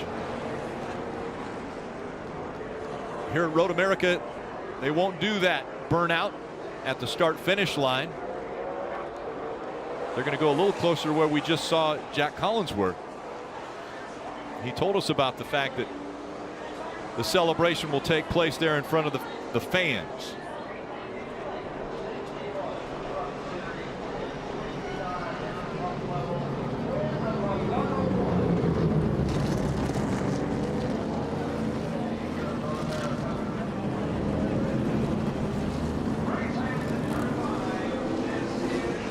Kyle Busch casually brings it actually right in front of the fans here, just past turn 5 here at Road America on this 4th of July weekend.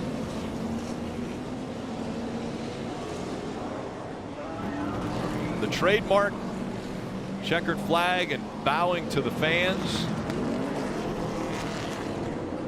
Might not have a checkered flag all the way out here in turn 5, but I'm sure he'll make do.